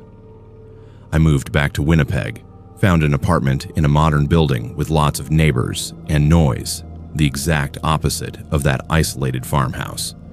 I still have nightmares about the well, about finding Catherine down there, about wondering if Gerald had made her suffer before he killed her. The RCMP officially closed the case in 2021, listed as homicide with deceased suspect, no charges filed, no justice for Catherine beyond finally being found. Margaret's children held a proper funeral for their aunt in 2020, buried her in the family plot in Regina, finally gave her the rest she deserved. Sometimes I look up the property on satellite images, can see the old farmhouse is gone now, replaced with a modern, prefabricated home that some family from Ontario bought last year. They have no idea what happened there, and part of me feels guilty for not warning them. But what would I say? That the land is cursed? That a woman died there and nobody cared enough to investigate properly? That her husband lived in that house for months with her body in the well and nobody noticed anything wrong? The new owners seem happy based on their social media, posting photos of prairie sunsets and their kids playing in the yard. Maybe Catherine can rest now that the house where she suffered is gone. Maybe the land can heal, but I will never go back to rural Saskatchewan, will never live anywhere isolated or old, will never stop thinking about that well and what 30 years in the dark and cold must have been like. My neighbor Lily has been documenting my entire life for 2 years, and I only discovered it last month when someone created a dating profile using my photos and personal details I never shared with anyone. The Victoria Police say no crime has been committed, and they cannot issue a restraining order because she has not technically threatened me. So I am stuck living next to someone who knows everything about me, while the system does absolutely nothing. I am 35 years old, working as a software developer from home since the pandemic started, and I have weekend custody of my 6-year-old son after my divorce was finalized in 2020. I thought moving to this quiet neighborhood in Gordon Head would give us stability and a fresh start. Somewhere my son could ride his bike, and I could have a home office without the noise of apartment living. The house was perfect when I bought it in early 2021, a small 3-bedroom rancher with a fenced backyard and good schools nearby, exactly what I needed to rebuild my life. Lily Patterson lived in the house directly next to mine, separated by maybe 20 feet and a low hedge that did nothing for privacy. She was probably in her late 40s, worked as an administrative assistant at the university, lived alone as far as I could tell, and seemed pleasant enough when I first moved in. She came over with a casserole the day I was unpacking, welcomed me to the neighborhood, asked about my work and family situation. I told her about the divorce, about having my son every other weekend, about working from home in tech. She seemed sympathetic, maybe a bit lonely, and I figured having a friendly neighbor would be nice after the isolation of the past year. The first few months were normal. Lily would wave when she saw me getting mail or mowing the lawn. Occasionally, we would chat about weather or neighborhood news, nothing unusual. But then I started noticing she was always outside when I came home from grocery shopping or taking my son to school. Always in her yard, coincidentally weeding or watering plants, always ready with a comment about my day. She knew when I had grocery delivery because she would mention seeing the truck. She knew when my ex-wife dropped off our son because she would ask how the custody exchange went. I thought maybe she just had a lot of time at her windows or was home as much as I was, so I did not think too much about it.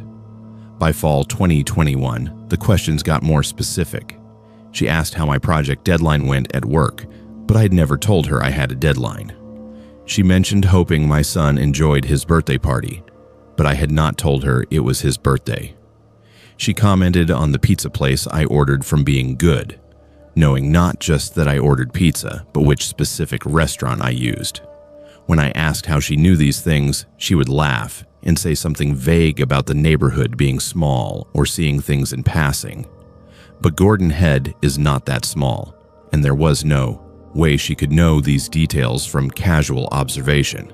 I started paying more attention to her behavior. She was always home, which made sense if she worked from home sometimes, but she seemed to time her activities to coincide with mine. If I went for a run at 7 in the morning, she would be outside getting her newspaper. If I worked in my backyard office, she would be in her yard, close to the fence, finding reasons to be there. If I took my son to the park, I would see her car parked nearby, her sitting on a bench reading but always glancing our direction. It felt like surveillance, but was just subtle enough that I questioned if I was being paranoid. The turning point came in February 2023, when I decided to try online dating again. I created a profile on one of the major apps, used recent photos, wrote a bio that mentioned my work and hobbies, but nothing too personal. Within a week, I matched with a woman named Sarah who seemed interesting, worked as a teacher, had similar interests. We chatted for a few days, then agreed to meet for coffee. When I arrived at the cafe, Sarah was already there, but her expression was confused when she saw me. She asked if I was playing some kind of joke, showed me her phone, and there was another profile that had matched with her earlier that day. Same photos of me, but the bio was completely different, included details about my divorce, my son's name, my exact job title and company, even my home address. The profile claimed to be me, but was clearly created by someone else. I was horrified. Sarah thought I was running some scam or catfishing scheme and left immediately. I went home and started investigating, checking all social media and dating platforms for fake profiles using my information. I found 3 more on different sites, all using photos of me that I recognized from my actual profile, but also photos I had never posted online. Pictures of me at my house, at the park with my son, at the grocery store, candid shots taken without my knowledge. The profiles had been active for months. Some conversations with women who thought they were talking to me, all using information about my life that was accurate but that I had never shared publicly. I reported the profiles to the platforms and they took them down, but I needed to know who created them. I hired a digital forensics consultant, paid him $1,500 to trace the accounts. He found that all of them had been created from an IP address that belonged to Shaw Communications, traced to a residential address in Gordon Head, my address's immediate area.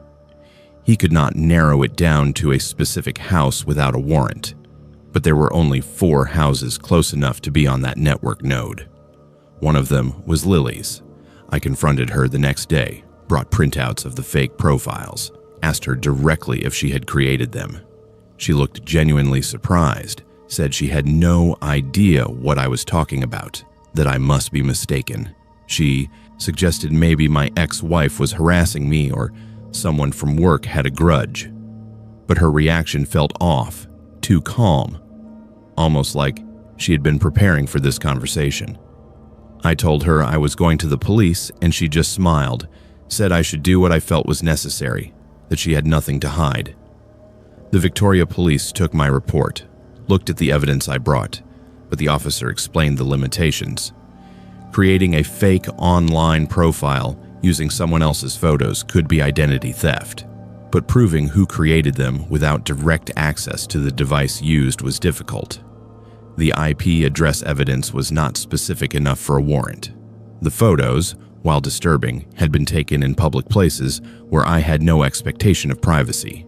Without a direct threat or evidence of stalking that met legal definitions, there was not enough for criminal charges or even a restraining order. They said they would talk to Lily, do a wellness check, but that was all they could promise. 2 officers went to Lily's house the next day while I watched from my window. They were there for maybe 20 minutes, came out looking satisfied, stopped by my place to say they had spoken with her. She denied everything, seemed rational and cooperative, said she barely knew me beyond being neighbors. She suggested I was going through a difficult divorce and maybe experiencing paranoia or stress. The officers actually seemed to believe her, implied that I might be overreacting, that neighborhood disputes sometimes stem from misunderstandings. They gave me a case number and left. That is when things escalated. A week later, my ex-wife called me angry, said she had received a message on Facebook from someone claiming to be a concerned neighbor. The message included photos of me drinking beer in my backyard while my son was playing, implied I was an alcoholic and an unfit father, suggested she should reconsider custody arrangements. The photos were real, but taken out of context. A single beer on a Saturday afternoon made to look like something sinister. My ex knew it was garbage. We had our issues, but she knew I was a good father. But the fact that someone was trying to interfere with my custody arrangement was terrifying. Then Lily started showing up at my son's school. The first time, I thought it was coincidence. Maybe she had business at the university campus nearby. But it happened 3 times in 2 weeks. Her car in the parking lot during pickup, her walking past the playground during recess. The school had no reason to bar her since she had not done anything wrong, but I told the principal about the situation, asked them to be aware. They said they would keep an eye out but could not legally prevent someone from being in public areas near the school. Lily's behavior became more brazen after the police visit. She started leaving notes on my car, innocuous messages like, "Hope you have a great day," or "Your son is so adorable." But the subtext was clear. She wanted me to know she was watching. She began taking photos openly, standing in her yard with her phone pointed at my house, not even trying to hide it anymore. When I confronted her, she said she was documenting damage to her property that she believed I had caused, which was completely fabricated. She filed a complaint with the city saying my tree was encroaching on her property line, which led to an inspection that found nothing wrong, but wasted my time and money on a surveyor. She contacted my employer through LinkedIn, sent a message to my manager saying she was a concerned neighbor who had observed erratic behavior and wanted to make sure the company was aware. My manager called me confused, showed me the message, and I had to explain the entire situation, which was humiliating. Thankfully, my boss was supportive, but the fact that Lily was trying to damage my professional reputation made it clear this was not going to stop. I went back to the police in May 2023 with all the new evidence, the messages to my ex-wife, the school appearances, the notes, the employer contact. They agreed it was concerning but still did not meet the threshold for a restraining order because Lily had not made explicit threats. The legal definition of stalking in British Columbia requires reasonable fear for safety, and the Crown needed evidence that I was in danger, not just uncomfortable. The detective I spoke with was sympathetic but honest, said until Lily did something clearly illegal or threatening, their hands were tied. He suggested I document everything, keep records, and consider civil remedies like a peace bond. I consulted with a lawyer who specialized in harassment cases. He explained that getting a peace bond was possible, but required going through the courts, proving that I had reasonable grounds to fear for my safety. and even if granted, it would only prevent her from contacting me or coming within a certain distance. It would not stop her from watching from her own property or being in public places where I happened to be. The legal fees would be several $1,000s with no guarantee of success. I decided to pursue it anyway, filed the application in June, and waited for the court date. In the meantime, I tried everything to protect myself and my son. I installed security cameras covering all angles of my property, put up privacy fencing to block her view, changed all my passwords, locked down my social media, stopped posting anything online. I told my son's school that Lily was not authorized to pick him up under any circumstances, gave them her photo, explained the situation to my ex-wife so she could be vigilant during her parenting time. I felt like I was living in a prison of my own making, constantly looking over my shoulder, checking cameras, worrying about what Lily would do next. The court hearing for the peace bond was scheduled for September 2023. I presented all my evidence, testified about the pattern of behavior, explained how it had affected my life and my ability to feel safe in my own home. Lily represented herself, denied everything, claimed she was just a friendly neighbor who I had misinterpreted because of my mental health issues. She brought her own evidence, character references from other neighbors who said she was kind and normal, even brought up that she volunteered at a women's shelter, painting herself as a caring community member. The judge was not convinced there was enough evidence of imminent danger to grant the peace bond, said the situation was troubling but did not meet the legal threshold. The application was denied. After the hearing, Lily approached me in the courthouse parking lot, stood just outside what would have been the restricted distance if I had won. She told me she was glad the truth came out, that she felt vindicated, and that she hoped we could be good neighbors going forward. The look in her eyes was triumphant, like she had won some game I did not know we were playing. I moved out of that house last month, found a condo in a building with security and underground parking where she cannot follow me or know my comings and goings. Breaking the lease and moving cost me over $10,000, but I could not stay there anymore. My son asks why we had to move, why he cannot ride his bike in the neighborhood anymore, and I do not know how to explain that. Sometimes the law cannot protect you from someone who knows exactly how to operate just within the boundaries of what is legal. I still see Lily's car sometimes, parked outside my office building downtown or near my son's new school. I cannot prove it is her following me, and even if I could, I already know the police cannot do anything. So I live with it, always watching, always aware, always waiting for whatever she does next. I woke up in a Halifax hospital with no memory of 3 weeks, and the police will not tell me what happened during that time, treating me like a suspect instead of a victim while my life falls apart around me. I am 23 years old, was a fourth-year student at Dalhousie University studying marine biology, and I had a part-time job bartending at a waterfront pub called The Anchor to help pay tuition. My life was normal, busy with classes and work and friends, the typical university experience in a city I loved. Then I lost 3 weeks of my life and woke up in a world where nothing made sense anymore and nobody would give me straight answers about what had happened to me. The last thing I remember clearly is finishing my shift at The Anchor on October 12, 2022.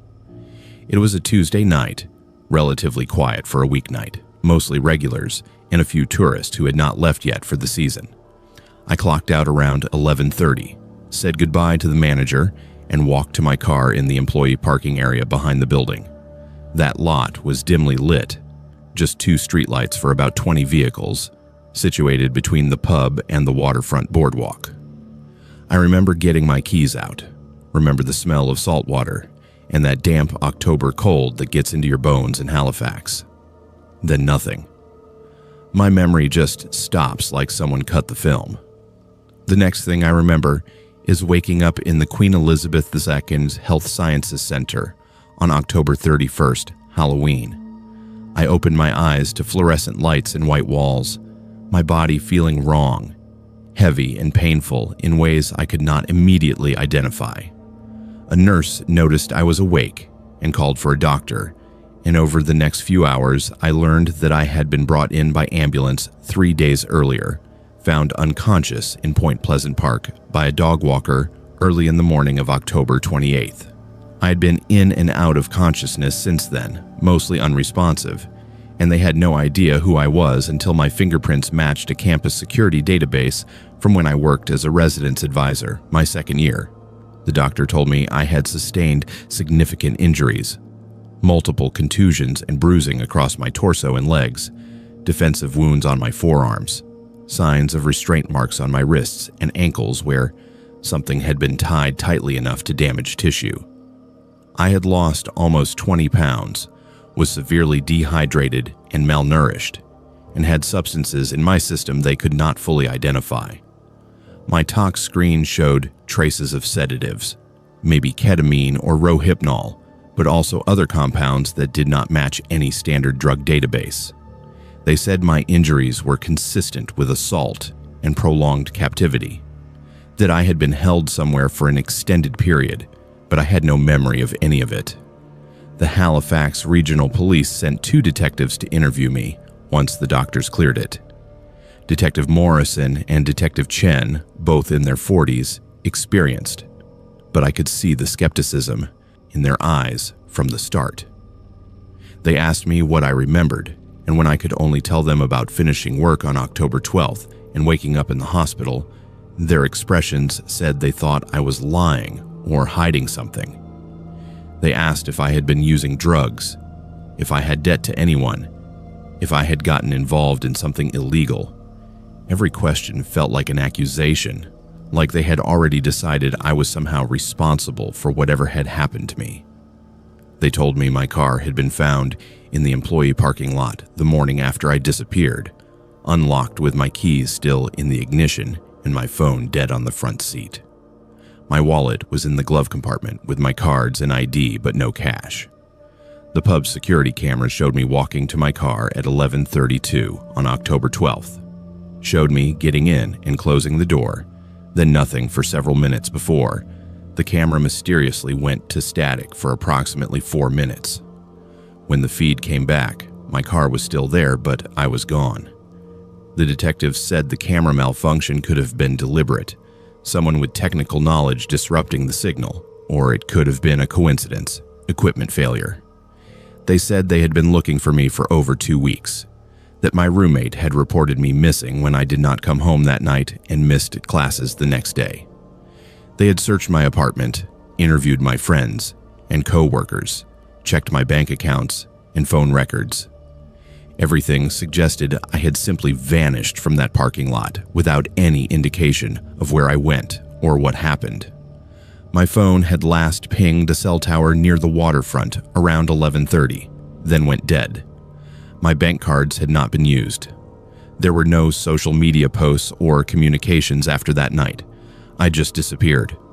Now they wanted to know where I had been for those 16 days between disappearing and being found in Point Pleasant Park. I told them I did not know, that I had no memory of anything, and I could see them exchange that look that said they thought I was lying. Detective Morrison asked if I had been staying with someone, if maybe I had gotten into a relationship or situation I regretted and was covering it up. Detective Chen asked if I might have experienced a psychotic break, if there was any family history of mental illness. Every question felt like they were building a case against me rather than trying to help me. The investigation went nowhere because I could not give them anything useful. I tried everything to remember those missing weeks. I worked with a psychiatrist who specialized in trauma, tried hypnosis, kept a journal of any fragments or dreams that might be memories. Nothing came back, just a black void where 3 weeks of my life should have been.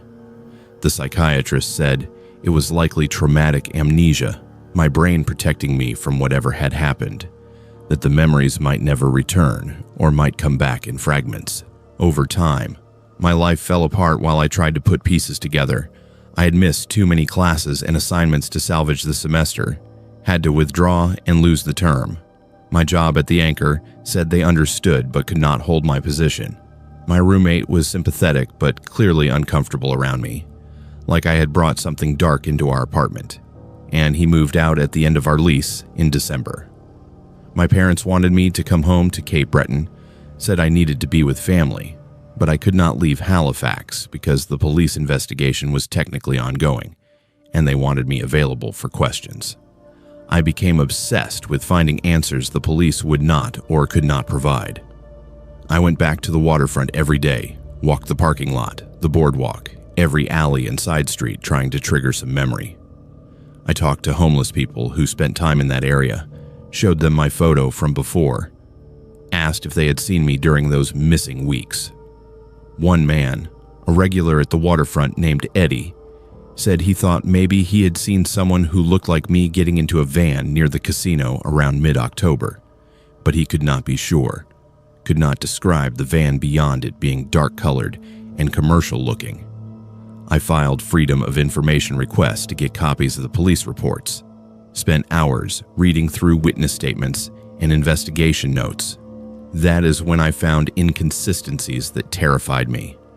There had been 2 other cases in the previous year, young men around my age who had disappeared from the Halifax waterfront area for periods of 1 to 3 weeks, then turned up confused with memory loss and similar injuries. One had been found near the railway cut in the North End, the other on the Dartmouth waterfront. Both cases were still unsolved. Both men had reported amnesia, mysterious substances in their systems, and signs of restraint and captivity. The police had not connected the cases publicly, had not warned anyone there might be a pattern.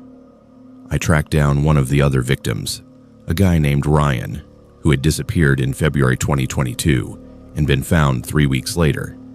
He was a mess when I met him, living with his parents on disability because he could not work anymore, suffering from PTSD and paranoia.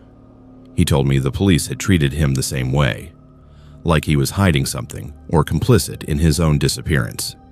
He had no memory of his missing time either, just fragments of nightmares that might be memories. Dark rooms, multiple voices, the smell of salt water and diesel fuel, the sound of machinery.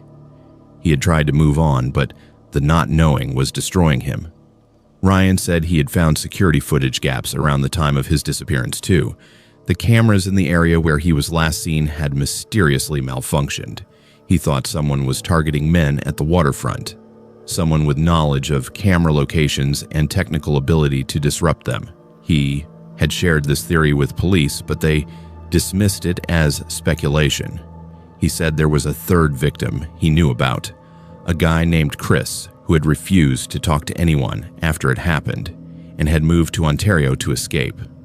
I brought this information back to Detective Morrison, showed him the patterns, begged him to take it seriously. He admitted they were aware of the other cases, that there might be a connection, but without witnesses or forensic evidence, they had nothing to investigate. The waterfront area had dozens of commercial properties, boats coming and going, transient populations, and thousands of places someone could hold a person without being noticed. They had interviewed staff at marinas, warehouses, shipping companies, but nobody had seen or heard anything suspicious. The detective told me something off the record that made everything worse. My clothing, which had been taken as evidence when I was found, had traces of industrial cleaning chemicals, salt water, and fibers that suggested I had been held somewhere near marine industry, possibly a boat or warehouse.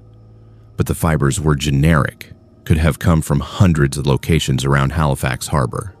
My injuries suggested I had been restrained with zip ties and possibly moved multiple times to different locations.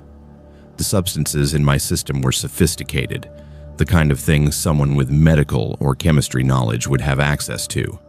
But all of this was circumstantial, nothing that pointed to a specific suspect or location. Months passed, and the case went cold officially, though Morrison said he was keeping it open and would follow up on any new leads. I tried to rebuild my life, enrolled in classes for the winter semester, found a new roommate, got a different job at a coffee shop far from the waterfront. But I could not shake the feeling that I was being watched, that whoever had taken me was still out there. I started having panic attacks in enclosed spaces, could not sleep without lights on, checked my apartment constantly for signs of entry. My relationships fell apart because I could not trust anyone, could not explain my paranoia without sounding insane. In April 2023, I was walking home from class and saw a van parked across from my building, dark blue, commercial style with no company markings. A man was sitting in the driver's seat watching my building. When he saw me notice him, he drove away quickly. I got the license plate and reported it to Morrison, but the plate came back as stolen from a vehicle in Dartmouth. The detective said there was nothing they could do, that it might not even be connected, but I knew. Whoever had taken me was still watching, maybe planning to take me again. I moved back to Cape Breton in June 2023. Could not stay in Halifax anymore. I finished my degree online, graduated in 2024, but have not been able to work in my field because I cannot handle being near water or harbors anymore.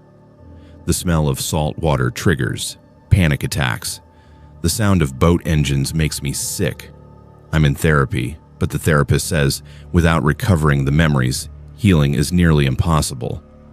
My body knows what happened, even if my mind has blocked it out. Sometimes I have nightmares that might be fragments of memory. A room with cement walls and no windows.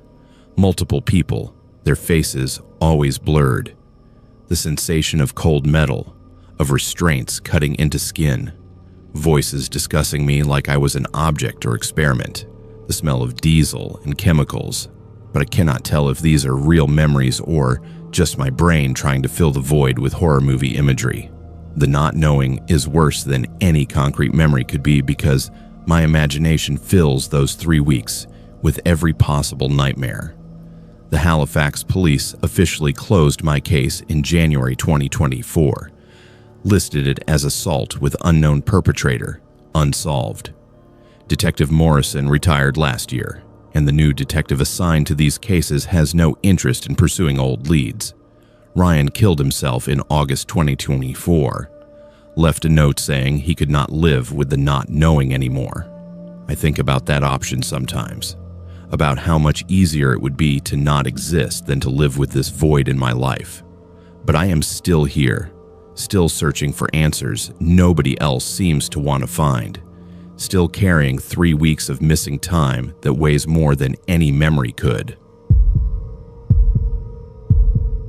I inherited my grandmother's heritage home in Quebec City and discovered the caretaker had been living in the walls for 6 months, watching me through peepholes while I slept.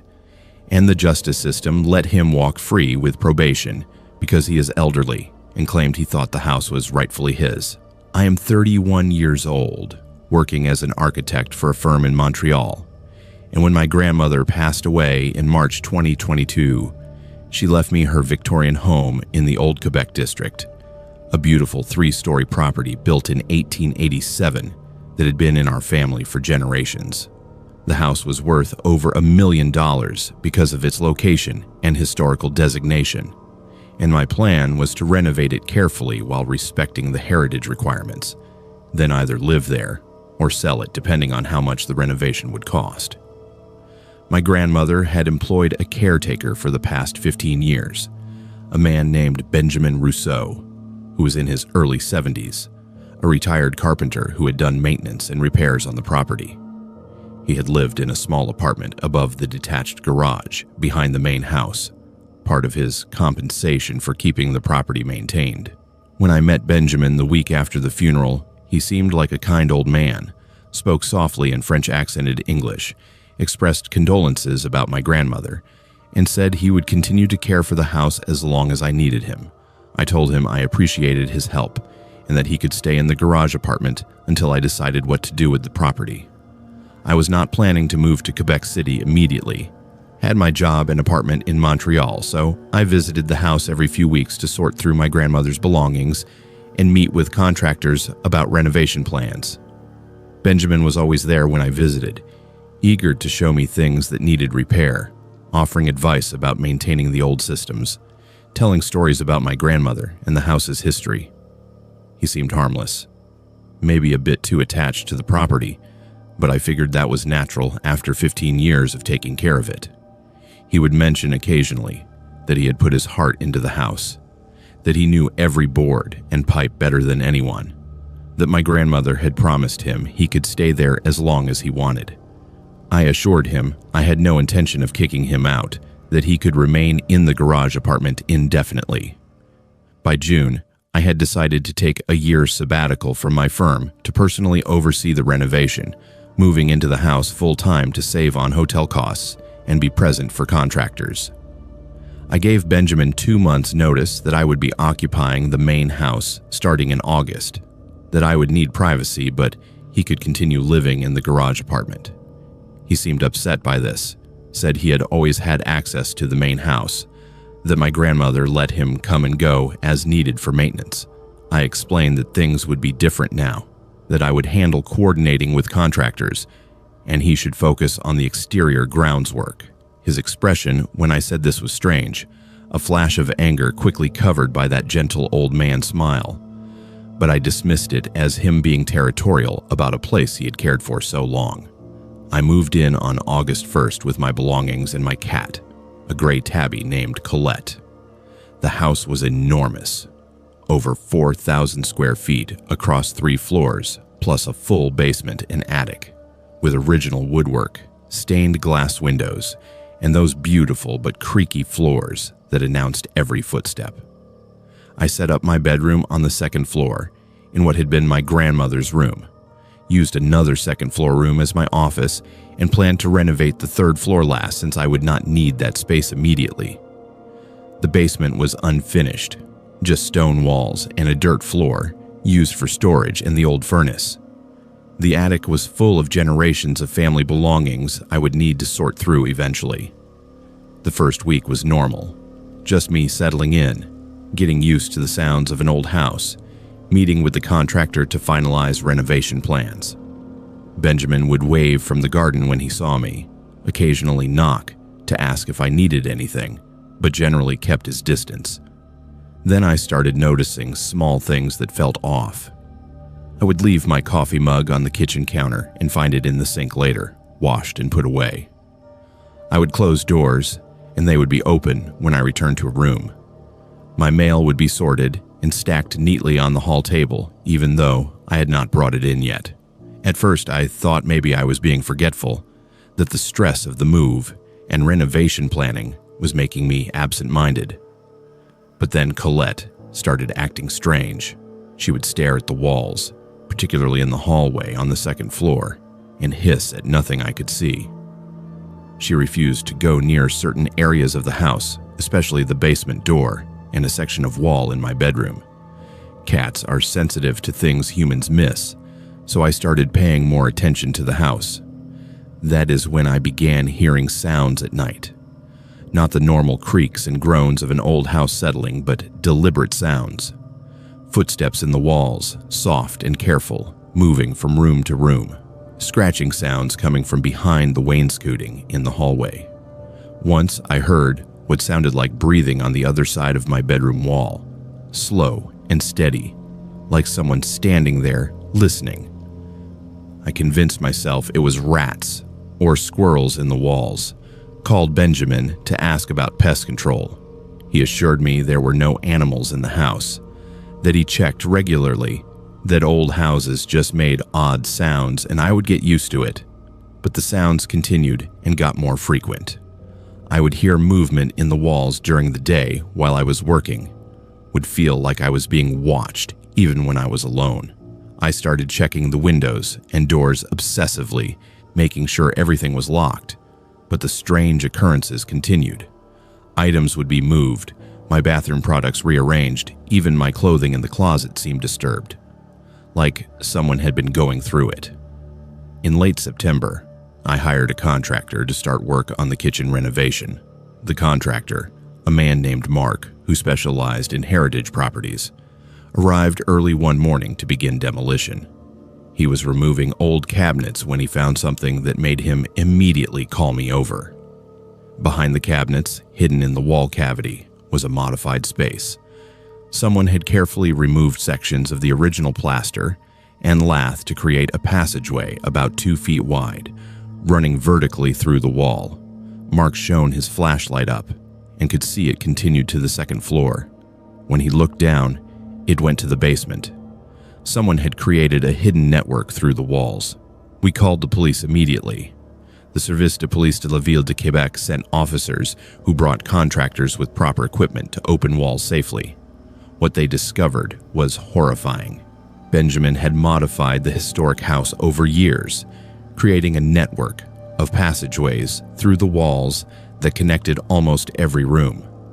He had removed bricks from the chimney structures, cut through support beams carefully so they would not show damage, created a maze that let him move through the entire house unseen. In my bedroom, they found a peephole drilled through the plaster at eye level, positioned so someone in the wall could watch the bed. In the bathroom, there was another hole near the shower. Throughout the house, they found nearly a dozen viewing positions. In the main passageway behind my bedroom wall, police found evidence Benjamin had been living there: a sleeping bag, food wrappers, water bottles, a camping lantern, even some of my belongings he had taken over the months. Photographs of me sleeping, dozens of them, printed and pinned to the wall inside the hidden space. A journal where he had documented my routines, what time I woke up, what I ate, when I showered, everything about my daily life written in obsessive detail. The journal also contained writings about how the house was his, how my grandmother had promised it to him, how I had stolen his rightful inheritance, and he was just taking back what belonged to him. They found the access points he used to enter and exit the walls. One in the basement hidden behind shelving units, another in the attic behind old furniture, and a third in the garage apartment that connected directly to the main house through a modified foundation gap. Benjamin had spent years creating this system, probably started when my grandmother was still alive, but too frail to notice, perfecting it so he could move through the house like a ghost. The modifications were done expertly by someone who knew carpentry and old house construction intimately, invisible unless you knew exactly where to look. Police arrested Benjamin that afternoon at the garage apartment. He did not resist, actually seemed proud of his work, told officers that he had built that house into what it was, that 15 years of labor gave him more right to it than some granddaughter who only showed up after the old woman died. He claimed my grandmother had verbally promised him the house, that there was an understanding between them, and he was just protecting his investment until the courts could sort out the inheritance dispute. Of course, there was no will or document supporting this, just the delusions of a man who had developed an obsessive attachment to a property that was never his. The charges seemed serious at first: breaking and entering, voyeurism, criminal harassment, mischief to property. The Crown prosecutor said they would seek significant jail time given the premeditation and violation of privacy, but Benjamin hired a good lawyer who built a defense around his age and mental state. They argued he had worked for my grandmother for 15 years, had developed cognitive issues that made him genuinely believe the house was partially his, that he was not a violent predator, but a confused elderly man who had made poor choices. They brought in a psychiatrist who diagnosed him with delusional disorder, said he genuinely believed his own narrative about my grandmother's promises. The trial was in April 2023. I testified about the terror of discovering someone had been watching me, about the violation of finding those photographs and journals. But Benjamin's lawyer made it about his age and confusion, painted him as a victim of exploitation who had worked for 15 years with the expectation of compensation that never came. The judge seemed sympathetic to the defense, noted that Benjamin had no prior criminal record, that he was now 73 years old and in declining health. The voyeurism charges were reduced because the defense argued he was living in the walls primarily for shelter, that the peepholes were just poor judgment rather than sexual predation since the photos showed me clothed and sleeping. Benjamin was convicted of criminal harassment and mischief to property in June 2023, sentenced to 18 months, probation, with conditions that he stay away from me and the property. No jail time because the judge said incarceration would be unduly harsh for someone his age with health issues. He was ordered to pay me restitution of $40,000 for the damage to the heritage structure and emotional distress, but his lawyer immediately filed paperwork showing he had no assets and declaring bankruptcy. I have not received a dollar. The damage to the house was catastrophic from a heritage perspective. The modifications Benjamin made had compromised structural elements, cut through original materials that could never be properly restored. The Heritage Board had to get involved. My renovation plans were delayed by a year while engineers assessed the damage and planned repairs. The cost ballooned to over $300,000 just to restore what he had destroyed, and the house would never be truly original again. I had to disclose the history when I eventually sold it in 2024. Took a loss of almost $200,000 below market value because buyers were disturbed by what had happened there. I cannot live in old houses anymore. Moved to a modern condo in Montreal with concrete walls and security cameras everywhere. I am in therapy for trauma and hypervigilance. Cannot sleep without checking every space multiple times. Have panic attacks in buildings with crawl spaces or attics. The worst part is knowing Benjamin is out there. Finished his probation in December 2024. Free to go wherever he wants. I heard through the real estate agent that he moved to somewhere in the eastern townships, possibly working as a handyman again. The system treated him with compassion he never showed me. Gave him the benefit of doubt while I lost my inheritance, my sense of safety, and nearly 2 years of my life dealing with the aftermath of his obsession. Some nights, I still wake up feeling like someone is watching me, like there are eyes behind the walls, and no amount of therapy has made that feeling go away completely. I spent the winter of 2022 at a remote cabin in northern Manitoba documenting wildlife for a photography project, and something was watching me from the tree line every single night for 4 months. The RCMP says there is no evidence of criminal activity, and Parks Canada claims no unusual incidents were reported in that area. But I have footage that proves something was out there, and nobody will explain what I captured on those trail cameras. I am 29 years old, a wildlife photographer who has spent years working in remote locations across Canada, from the Arctic tundra to Pacific coastal forests.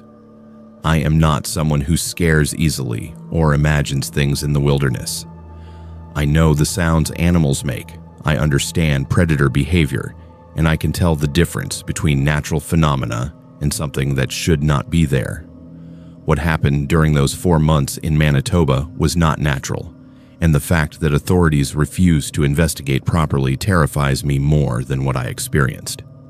The project was supposed to be my masterpiece, a photographic documentation of boreal forest wildlife through a full winter cycle. I had secured funding from a conservation organization and permits from Parks Canada to stay at an old fire watch cabin about 150 kilometers northeast of Thompson, accessible only by float plane in summer or snow machine in winter. The cabin was basic, one room with a wood stove, propane lights, and a hand pump for water from a nearby stream. No electricity, no phone service, no neighbors within 50 kilometers. Perfect isolation for observing wildlife without human interference. I flew in on November 1st, 2022, with 4 months of supplies, camera equipment, and satellite phone for emergencies. The first 2 weeks were exactly what I expected. Incredible wildlife activity. Lynx hunting, snowshoe hares, wolves traveling through. A wolverine that visited my bait stations regularly. I set up 12 trail cameras in a grid pattern around the cabin, covering all approaches from different directions, programmed to capture both photos and video when motion sensors triggered.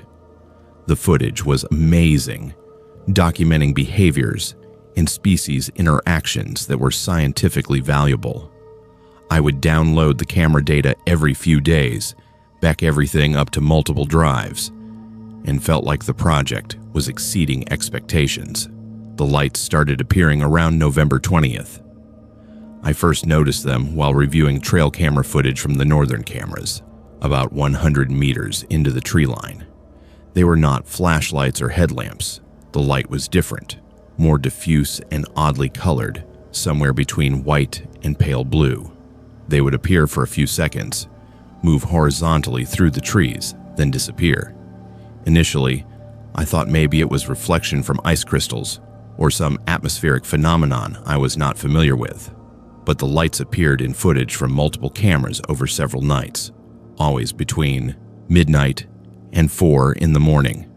By early December, the lights were appearing every night and always in the same pattern. They would start at the eastern edge of my camera grid, move slowly through the tree line in a rough circle around the cabin, always staying about 80 to 100 meters out, never getting closer but never moving farther away either. The movement was too deliberate to be natural, too consistent in height and speed to be animals with reflective eyes. When I reviewed footage and sequence from different cameras, I could track the lights moving from one camera's field of view to the next, completing a full circle around my cabin over about 2 hours. I started staying awake to observe directly, watching from the cabin windows with night vision binoculars I had brought for wildlife observation. What I saw matched the camera footage but was even more disturbing in person. The lights moved through the forest with no sound, no breaking branches, no crunch of snow that you would hear from anything physical moving through the bush. They maintained the same height, roughly 6 feet off the ground, moving smoothly between trees as if the terrain meant nothing. When I tried to illuminate them with my spotlight, they would disappear instantly, only to reappear minutes later in a different position along the perimeter. On December 15th, something changed. The lights were not the only thing being captured on cameras anymore.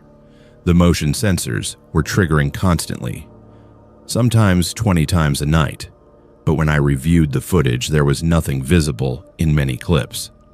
Just the camera activating, recording empty forest for the programmed 30 seconds, then shutting off.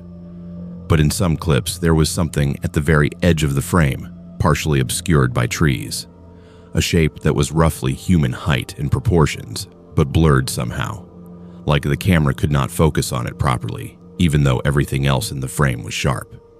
The shape would appear for a few seconds, never moving toward the cabin, but always oriented toward it, like it was watching. I started documenting everything meticulously. I kept detailed logs of when the lights appeared, which cameras caught what, timestamps for everything. I made sure to back up all footage to multiple drives, knowing this was evidence of something significant, even if I could not explain what. The isolation started getting to me. Normally, I love being alone in the wilderness, find it peaceful and meditative, but knowing something was circling my cabin every night, watching me, changed everything. The cabin felt like a trap instead of a sanctuary. By January, the pattern escalated. The motion sensors were triggering during the day now, capturing that same blurred shape moving through the tree line during daylight hours. Animals in the area were behaving strangely too. The wolves stopped howling. The ravens that normally visited for scraps disappeared completely, and even the small mammals seemed to avoid the area within 200 meters of the cabin. The forest was too quiet. That unnatural silence that happens when something is wrong, when prey species go into hiding because a predator is near. On January 28th, there was an incident that convinced me I needed to leave. I had gone outside during daylight to check one of the closer trail cameras, about 50 meters from the cabin. It was minus 30 degrees, clear sky, that kind of cold where your breath freezes instantly and every sound is magnified. I was downloading the camera's memory card when I heard footsteps in the snow behind me. Not animal footsteps, but the deliberate crunch, crunch, crunch of boots walking through snow crust. I turned around and there was nothing there. No tracks in the snow except my own trail from the cabin. But the footsteps continued circling around me and I could see the snow depressing slightly, like something was stepping on it. but there was nothing visible creating the impressions. I ran back to the cabin, locked myself inside, and spent the next hour watching through the windows as those footstep depressions continued around the clearing, always staying about 30 meters from the building. When I checked the trail cameras later, the ones pointing at the clearing showed nothing. No visible figure, no explanation for the footsteps, just empty forest, and my panicked run back to shelter. That was when I realized, whatever this was, it could affect the physical world in ways that cameras could not always capture. I used my satellite phone to call the RCMP detachment in Thompson that evening. The connection was poor, but I explained the situation, said I was being surveilled by someone or something at my remote cabin, that I had evidence on trail cameras, that I needed assistance. The dispatcher sounded skeptical, said they would send someone when weather permitted, but that it might be several days given my location and current winter conditions. She asked if I was in immediate danger, if I had been threatened directly, and when I could not give her a concrete threat beyond feeling watched and hearing unexplained sounds, I could tell she was categorizing this as low priority. 4 days later, on February 1st, an RCMP officer named Constable Davies flew in by helicopter, brought by Parks Canada staff doing routine winter patrols. He spent about 3 hours at the cabin, reviewed some of my footage, walked the perimeter checking for evidence of human presence. He was professional, but clearly thought I was experiencing cabin fever or psychological stress from isolation. He pointed out that the trail camera footage could be explained by equipment malfunction or atmospheric phenomena, that the blurred shapes could be frost on the lens or digital artifacts. The footsteps I described were likely my own memory getting confused by cold exposure and stress. He checked the area around the cabin for tracks or physical evidence and found nothing except animal tracks that were weeks old. He said if someone was surveilling me, they would leave evidence. There would be tracks, camps, some sign of human activity. The absence of evidence meant there was no threat. He suggested I consider ending my project early if the isolation was becoming too much, that 4 months alone in the bush could do strange things to perception. He filed a report saying no evidence of criminal activity or threat was found, gave me an emergency number to call if situation changed, then flew out. After he left, the activity intensified immediately, like whatever was out there knew I had tried to get help and was responding to it. That night, the lights were brighter and came closer, within 40 meters of the cabin. The motion sensors triggered continuously, every camera capturing that blurred shape moving through the forest, sometimes multiple shapes in different locations simultaneously. Something began scratching at the cabin walls, methodical and persistent, working its way around the entire structure. I sat inside with my back against the wood stove, hunting rifle across my lap, listening to those sounds, and knowing that shooting at something I could not see would solve nothing. The worst incident happened on February 10th during a severe blizzard. The wind was howling, visibility was zero, and I was trapped inside keeping the fire going and hoping the cabin would withstand the storm. Around 2 a.m., I heard someone or something trying to open my door, the handle turning, pressure against the wood like something was pushing. I had the door barricaded with my storage trunk, but I could see the door flexing inward with each push. I yelled that I was armed and would shoot, but the pushing continued for almost an hour. When it finally stopped, I checked the trail cameras the next morning, and they had all been disabled. Not broken or stolen, but turned to face the ground, or covered with snow in ways that could not have happened naturally during the storm. That was when I activated my emergency beacon. I could not stay there anymore. Parks Canada and RCMP flew in the next day, evacuated me by helicopter. I left everything except my camera equipment and the backed up footage. They said they would retrieve my remaining supplies later, but when they went back 2 weeks later, the cabin had been vandalized. Not by animals, but deliberately. Equipment destroyed, food supplies contaminated, furniture broken. My trail cameras were found scattered in the forest up to a kilometer away from where I had installed them. Nobody could explain how that happened during a period when the nearest human was 50 kilometers away. I have spent the past 2 years trying to get someone to investigate properly. Parks Canada says they found no evidence of unauthorized human activity in that area. The RCMP maintains their position that no crime occurred. I have shown the footage to wildlife biologists, atmospheric scientists, and even paranormal investigators. Everyone has theories, but nobody has answers that satisfy scientific scrutiny. The conservation organization that funded my project buried my findings, said the footage was inconclusive, and publishing it would damage their credibility. I cannot work in remote locations anymore. The isolation that used to bring me peace now triggers panic attacks. I stay in cities now, taking jobs, shooting weddings and corporate events, work I find meaningless but safe. I still have all the footage backed up, hours of evidence that something was watching me, circling my cabin, interacting with the physical world in ways that cameras could barely capture. I have shown it to journalists, researchers, anyone who will look, but nobody wants to publicize something that cannot be explained. The scientific community prefers mysteries that have potential solutions, not evidence of phenomena that defy everything we understand about how the world works. Sometimes I search online for reports from that area of Manitoba, looking for other people who might have experienced something similar. I found references to indigenous stories about that region, warnings from Cree elders about places where the boundary between worlds is thin, where spirits or entities move through the forest, watching and waiting. The conservation organization never mentioned that history when they assigned me to that location, never warned me that I might be entering territory that has been avoided for generations for reasons our modern science refuses to acknowledge.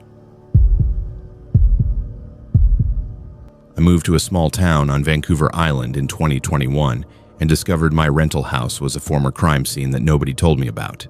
And now the RCMP Cold Case Unit has reopened an investigation because of evidence I found sealed in the walls during renovations that police missed 20 years ago.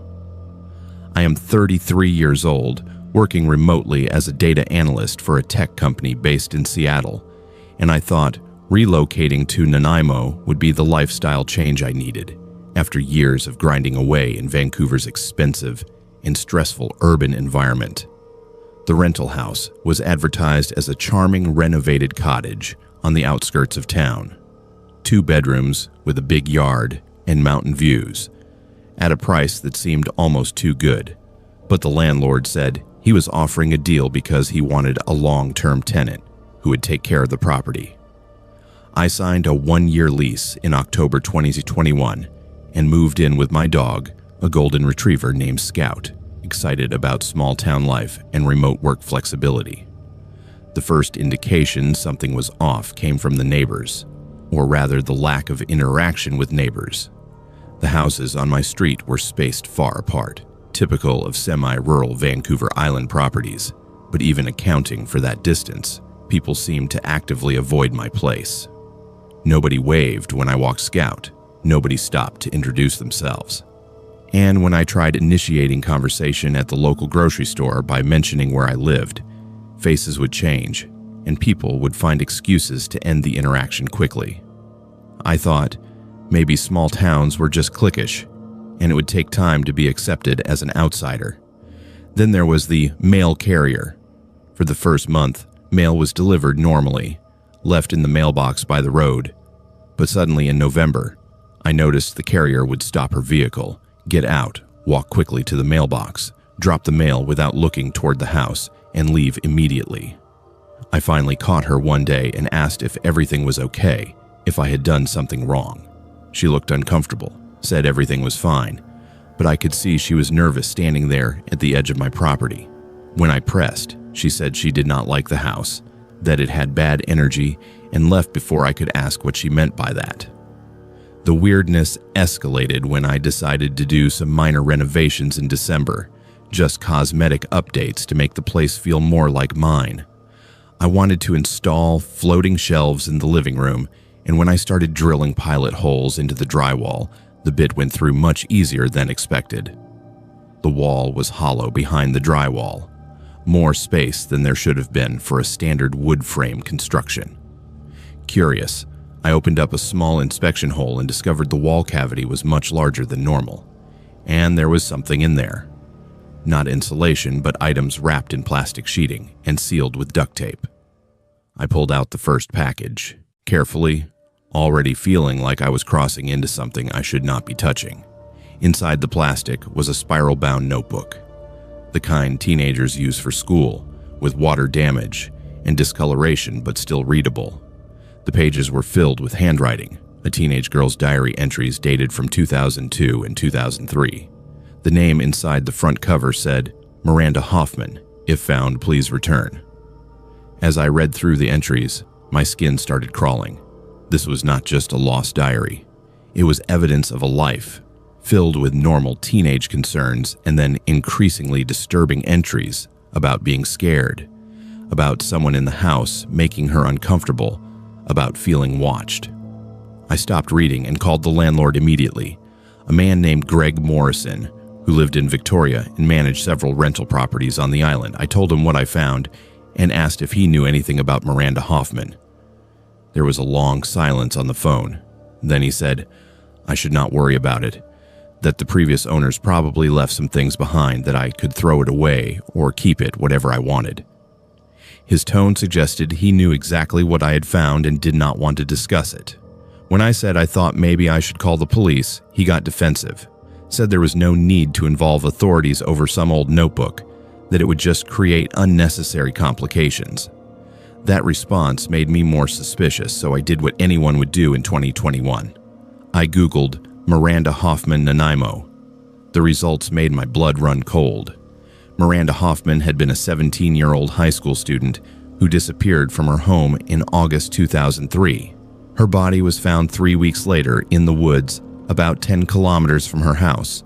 Cause of death determined to be strangulation. The case generated significant media attention at the time but went cold within a year. Police had interviewed family members, friends, and neighbors, but no arrests were ever made. The house where she lived with her parents was my rental house. I immediately contacted the RCMP and reported what I had found. 2 officers came out that same day, took the diary as evidence, and asked permission to inspect the wall cavity more thoroughly. What they found over the next several hours was devastating. In addition to the diary, there were other items sealed in the walls. Photographs of Miranda that appeared to have been taken without her knowledge, some through windows, some at school, dozens of them showing someone had been stalking her. A jewelry box containing items reported missing from her room after her disappearance. And, most disturbing, Polaroid photographs that appeared to be from the crime itself, showing Miranda bound and terrified, proving whoever killed her had documented their crime. The lead detective, a woman named Detective Sarah Chen, who had worked on the original case as a junior officer, was visibly shaken when she saw what had been hidden in the walls.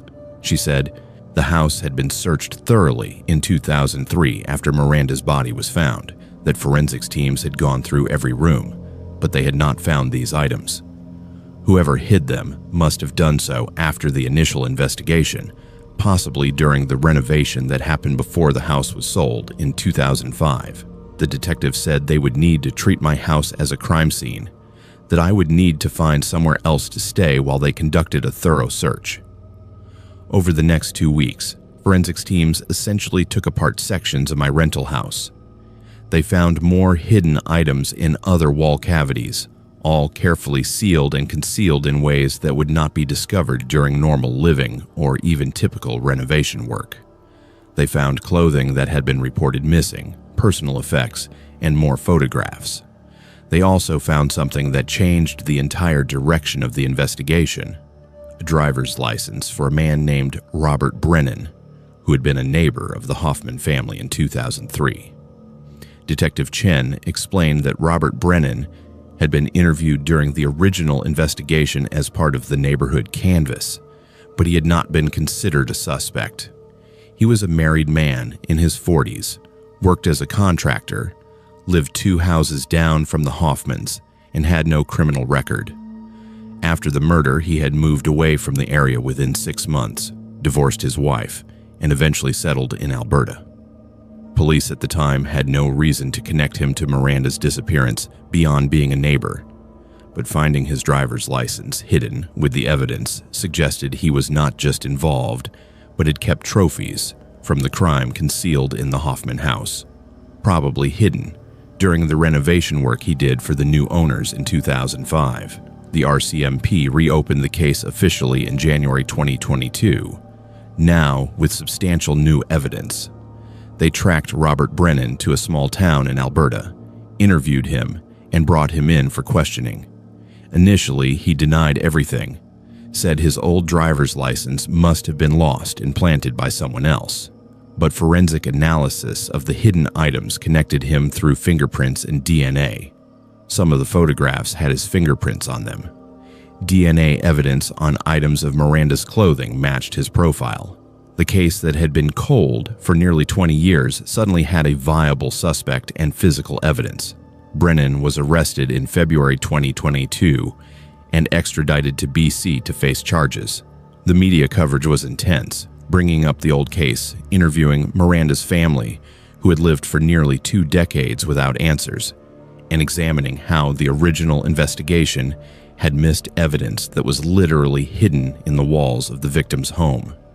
The Crown charged Brennan with first-degree murder, kidnapping, and other offenses related to the crime. His trial was set for September 2022. Meanwhile, I was living through my own nightmare.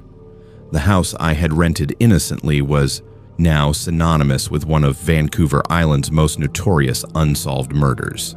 My landlord, Greg Morrison, admitted under police questioning that he had known about the house's history but was not legally required to disclose it to tenants. He had purchased the property in 2015 as an investment, renovated it cosmetically, and had been renting it out for years without telling tenants what had happened there. Previous tenants had complained about strange feelings or moved out quickly, but Morrison had never disclosed why the property had such high turnover. I broke my lease in February, citing the trauma of living in a murder house and discovering evidence of a 20-year-old crime. Morrison tried to keep my security deposit, claiming I had damaged the walls during my amateur renovation, but my lawyer argued that any damage was superseded by the fact that Morrison had fraudulently concealed material information about the property. We settled out of court, and I moved to a different rental in Nanaimo, this time making sure to research the property history thoroughly. The trial began in September 2022 and lasted 6 weeks. I was called as a witness to testify about discovering the hidden evidence, about the condition of the items, about the timeline of discovery. Sitting in that courtroom, listening to the details of what Miranda went through was traumatic. The prosecution presented overwhelming evidence that Robert Brennan had been stalking Miranda for months before her disappearance, that he had used his access as a contractor to hide evidence in the walls after the initial investigation, and that he had kept trophies of his crime concealed for nearly 2 decades. The defense tried to argue that the evidence had been planted, that someone else had hidden those items in the walls, but the forensic evidence was too strong. DNA, fingerprints, and the fact that Brennan had worked on the house during the exact period when the items would have been hidden all pointed to his guilt. Miranda's parents testified about the loss they had endured, about 2 decades of not knowing what happened to their daughter, about the agony of living with unanswered questions. The jury deliberated for 3 days before returning a verdict of guilty on all charges. Robert Brennan was sentenced to life in prison without possibility of parole for 25 years in November 2022. He is now 62 years old and will be 87 before he is even eligible for parole. Miranda's parents attended the sentencing, and afterwards, her mother thanked me publicly for finding the evidence that finally brought their daughter's killer to justice. She said the not knowing had been worse than any truth could be, and that at least now they could have closure. But I do not have closure. I still have nightmares about opening that wall and finding that diary. I think about how many people lived in that house over 19 years, walked through rooms where evidence of a murder was hidden just behind the drywall. I think about Miranda, about what she went through, about her last moments. And I think about Robert Brennan, living his life freely for 2 decades while Miranda's family suffered, secure in the belief that his trophies were hidden too well to ever be discovered. I still live on Vancouver Island, but I moved to a newer building where I know the history of every wall. I cannot live in older houses anymore, cannot renovate or open up walls without feeling that anxiety return.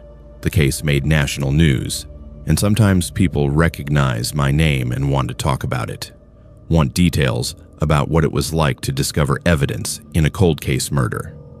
I tried to redirect the conversation back to Miranda, to remembering her as a person who deserved justice, not as just a cold case that got solved.